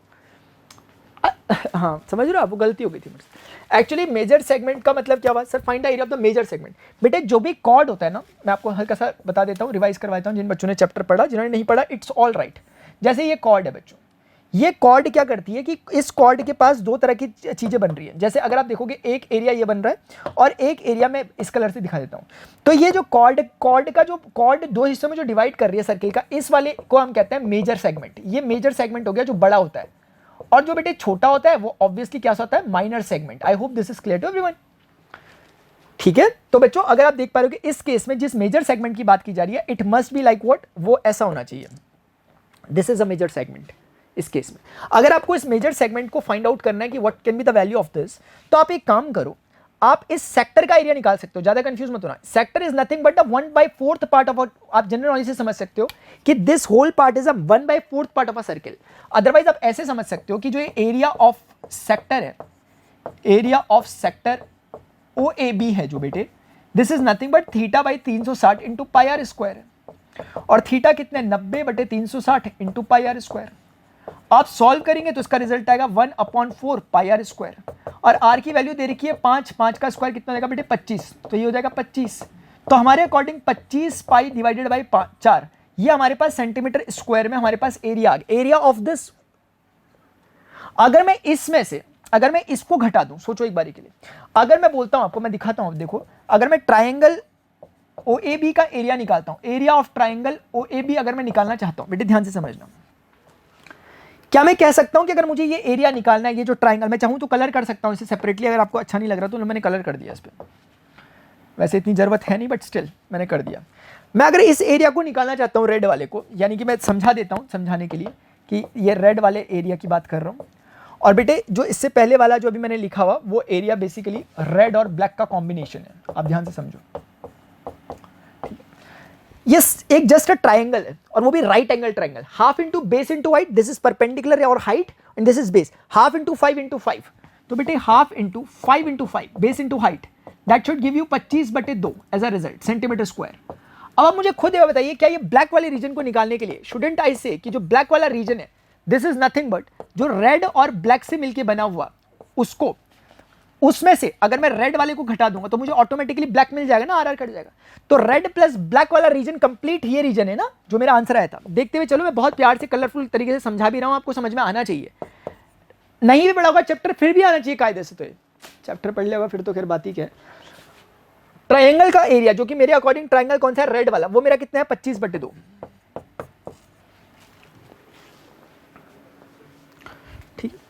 तो मैं अगर इसको 2 से ऊपर नीचे मल्टीप्लाई कर लेता हूं ताकि दोनों के डिनोमिनेटर सेम हो जाए, अपना अपना स्टाइल है। 25 में से 25 में से 50 जा रहा है। एक minute, let me see, I think I have done some error. एक minute, let me check it. 9 36 1/4 pi are square, are कितना रखा 5, 5 का स्क्वायर 25 हो गया, 25 पाई/4 बिल्कुल सही है। Area of triangle OAB, area of triangle OAB अगर मैंने निकाला तो half into base into height, base मैंने बिल्कुल सही लिया हुआ 5 इंटू 5, 25/2 आ रहा है, तो सही तो है। ऐसा क्यों हो रहा फिर ये, हाँ कुछ गलत किया है मैंने, लेकिन अब यार मिलेगा कैसे गलती। लेट मी सी, मैं थोड़ा थक भी गया हूँ यार, बैठ भी जाता हूँ इसी बहाने। ठीक है, theta by 360 pi are square, area of sector निकाला मैंने, थीटा इज 90 डिग्री, ठीक है, 90 by 1/4 pi are square, pi are square, r 5 है क्या, सर्किल ऑफ रेडियस 5, ठीक है, 5 का स्क्वायर 25 हो गया, 25 पाई बाई 4, बिल्कुल सही लिखा भाई। Area of triangle O A B, क्या गलत कर रहा हूँ मैं, ट्राइंगल का एरिया इसी तो होता है, half into base into height, मैं तो बिल्कुल सही कर रहा हूँ यार। तो मुझे क्या करना चाहिए, इस कंप्लीट एरिया में से उसको घटाना चाहिए। अच्छा, दिस इज विदाउट पाई ना, एवरीथिंग इज करेक्ट। मुझे डर ही लगने लगा, मतलब 25 पाई में से 50 कैसे जाएगा, अरे वो पाई के साथ थोड़े ना, तो 25/4 दोनों जगह से कॉमन आ रहा है, inside the bracket we are left with pi minus 2, ठीक है, क्योंकि 25/4 कॉमन आ गया, सिर्फ 2 बचा। तो ये मेरा ब्लैक वाला, actually this is not my result, my result was blue वाला रीजन, एंड ब्लू वाला is nothing but complete area से, सर्किल के एरिया में से I need to, pi are square में से I need to subtract this part, this whole part. Even मेरे बच्चों एक बात मेरी प्लीज समझना, we need to find not only this blue part, जरा हो सके तो प्लीज ध्यान से समझना कि what is our agenda, we need to find the major axis, major segment, and major segment is what, मैं आपको समझाता हूं। मेजर सेगमेंट होगा उस कॉर्ड के ऊपर का सारा हिस्सा जिसमें ब्लू वाला part including with the red triangle part है। तो मैं कहूंगा ब्लू वाला पार्ट मेरा कितना आया था, 25 पाई बाई 4 माइनस का 25 बाई 2, सीधे ऐसे ही लिख दो जो आया था ना, इस कैलकुलेशन को इतना वो करने की जरूरत नहीं है, मैंने डायरेक्टली लिख दिया। यानी मेरे पास ये कितना आया था, 25 पाई बाई 4 आया था, एंड दैट वाज 25/2 ना, तो मैंने सिंपल लिख दिया उसी चीज को। ये तो निकला मेरा सिर्फ अभी ये वाला, कौन सा वाला, जो मुझे मेजर सेगमेंट निकालना है उसके लिए मैंने रुक जाओ यार, हाँ मतलब यही तो आंसर है फिर मेरा, दिस इज द रिजल्ट ना। अच्छा, ये निकलेगा कैसे बच्चों, पाई आर स्क्वायर में से माइनस कर कर, आप मेरी बात को समझ रहे हो। अगर आप पूरे सर्किल में से, this is your result, required result, मैं कुछ करना और चाह रहा था पहले ना, लेकिन अब मैंने डायरेक्टली लिख दिया रिक्वायर्ड रिजल्ट, मतलब मेजर सेगमेंट, ये लिखा था क्या यहाँ पर, मेजर सेगमेंट। और मेजर सेगमेंट का मतलब क्या है सर, जो आपका ब्लू वाला पार्ट है और जो आपका रेड वाला पार्ट है वो इसके ऊपर वाला जस्ट सॉरी। तो ये निकालने के लिए हमें क्या समझ में आया, हम कंप्लीट सर्किल में से, अगर कंप्लीट सर्किल में से अगर हम इस रीजन को हटा दें, नहीं नॉट दिस रीजन ओनली, इस रीजन को हटा दें तो आंसर आ जाएगा, ठीक है। और वो रीजन कोई और नहीं, ब्लैक वाला रीजन है, बिल्कुल सही बोल रहा हूँ मैं। यानी मेरा जो ये वाली चीज़ है ये कैसे हटेगी, सर्किल के एरिया में से अगर मैं उस एरिया को निकाल दूं, उस ब्लैक वाले पार्ट को हटा दूं, तो ऑल ब्लैक पार्ट के अलावा जो कुछ बचा वो आंसर है। This is your result and this is my dear, this is my request to you. ये 25 हो गया, तो आपसे मेरी एक रिक्वेस्ट है, प्लीज़ इस चीज़ को सॉल्व करके मुझे आंसर बता दो। This is very much easy, आराम से कर सकते हो आप। जो पाई वाले हैं उन्हें सॉल्व कर लेना। 4 ये हो जाएगा, 100 पाई में से 25 पाई गया, 75 पाई/4 ऐसा आएगा रिजल्ट। 75 पाई/4 और माइनस का कितना आ गया, 25/2। 2 से अगर ऊपर नीचे मल्टीप्लाई कर भी देंगे तो हमारे पास रिजल्ट कितना आएगा, कम से कम 25/4 कॉमन आ जाएगा। यहाँ पे 3 पाई बचेगा, 25 थी यहाँ 75 का, और 25/4 हमने कॉमन ले लिया, 2 बचेगा। ऐसा कुछ रिजल्ट होगा जो मैंने निकाला। आप प्लीज़ एक बार सॉल्व कर लेना। थोड़ा सा इसके आगे की मैं ज़्यादा रिस्पॉन्सिबिलिटी नहीं ले रहा हूँ, बट ऐसा ही कुछ होगा जो मैंने किया, but the process is very good enough, ठीक है ना, जो हमने किया।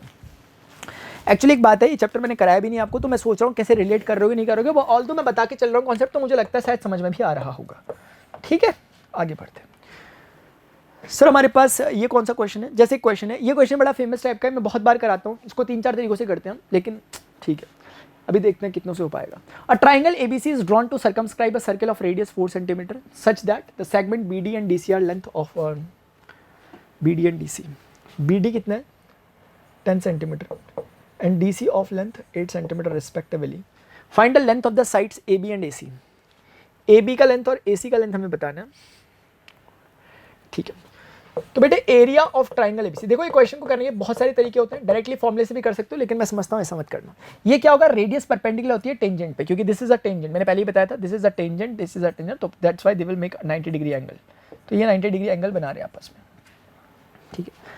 आपको ये समझ में आना चाहिए कि जो ये चीज है, this is nothing but area of triangle OAB plus area of triangle OAB हो गया एक ट्राइंगल का एरिया, दूसरा OBC, क्या मैं गलत कह रहा हूँ मुझे प्लीज बता दीजिए, और एरिया ऑफ ट्राइंगल OAC।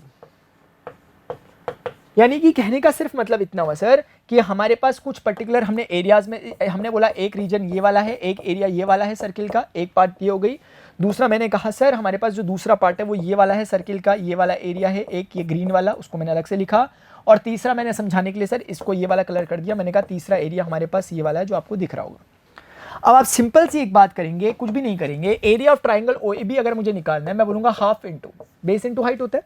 अगर मुझे OAB निकालना है, this is a height altitude, OE हो जाएगा, and this is multiplying with the base which is AB side of a triangle. बेटे फिर से half of OBC, triangle OBC पे अगर आप फोकस करेंगे OD is altitude and this is multiplied with what CB यानी BC plus again half into base into height. बेटे इस ट्राइंगल में अगर आप देखोगे हाइट कितनी है OF और ये कितना है AC, यानी OF into AC। I hope this is clear to everyone. अगर आप थोड़ा ध्यान से देखो हाफ ऑफ, बेटे जो OE है ना या फिर ये जो OD है या OF है, they all are the radius of circle which is R let's say थोड़ी देर के लिए R कह देते हैं, उसने कुछ वैल्यू दी होगी रेडियस की लेकिन फिलहाल R ही लिख दिया। तो half R can be taken outside, inside the bracket we are left with AB plus BC plus C है। तो ये R/2 का मतलब क्या हुआ, R कितना है बच्चों इस क्वेश्चन में दे रखा, रेडियस कितना है 4 सेंटीमीटर, तो दिस इज 4 डिवाइडेड बाई 2। अब हमें बोल रखा कि AB प्लस BC में अगर आप ध्यान से देखो हमें कोई कौन कौन सी चीजें दी है, अगर आप देखेंगे ध्यान से ये 8 है तो बेटे ये भी 8 होगा। क्या मैं गलत कह रहा हूँ? वैसे और भी तरीके से करने के, लेकिन चलो ये 8 है तो ये भी 8 होगा क्योंकि हमने पढ़ा कि लेंथ ऑफ टेंजेंट इक्वल होता है। ये 10 है तो बच्चों ये भी 10 होगा। बस आप एक छोटा सा काम कर लो, आप सोच लो कि अगर ये x है तो पक्का ये भी x होगा लेंथ। तो आप कहीं ना कहीं आप कह सकते हो एक बात कि AB का लेंथ जो होगा वो कितना होगा, AB का लेंथ है x प्लस 10, कुछ भी गलत नहीं कर रहा मैं। BC का लेंथ कितना है सर, BC यहां से यहां तक 10 प्लस 8 18 डायरेक्ट लिख रहा हूं, ये हो गया ये प्लस। सर CA कितना है बेटे, CA यहां से यहां तक 8 प्लस x है और ये हमारा कंप्लीट एरिया निकला। According to the question this complete area should be equal to 90। Just solve it now, you are left with a single variable single equation. आप देखेंगे 2 दूनी 4, 2 बचा, यहां पर 10 8 18 18 18 36, तो हमारे पास रिजल्ट क्या बच रहा है 2 times 18 18 36 36 plus 2x and that is simply equal to 90। 2 इसको 45 टाइम्स कट कर रहा है, 36 plus 2x is equal to 45। बेटे 2x is equal to 45 minus 36 which will give you 9 I guess, है ना, 36 46, हाँ। तो 4.5 टाइप का मेरा रिजल्ट आ रहा है सेंटीमीटर में, क्योंकि सेंटीमीटर में डेटा गिवन था। अब आपसे पूछा था find the length of the side AB and AC। बेटे AB अगर मैं देखूं तो AB कितना है 10 प्लस x के बराबर which is simply equal to 10 plus 4.5। थोड़ा डेसिमल में आ रहा है तो थोड़ा सा मुझे शक सा हो रहा है, लेकिन चलो। और AC बेटे कितने के बराबर है sir, it is equal to 8 plus x, तो मैं कितना कहूंगा 8 प्लस 4.5, यानी ये रिजल्ट हो गया 14.5 और ये रिजल्ट हो गया कितना 12.5। मैं थोड़ा सा पॉइंट देख करके वो हो रहा हूँ, लेकिन मैं क्रॉस चेक कर लेता हूँ, ठीक है ना। Let me do it again.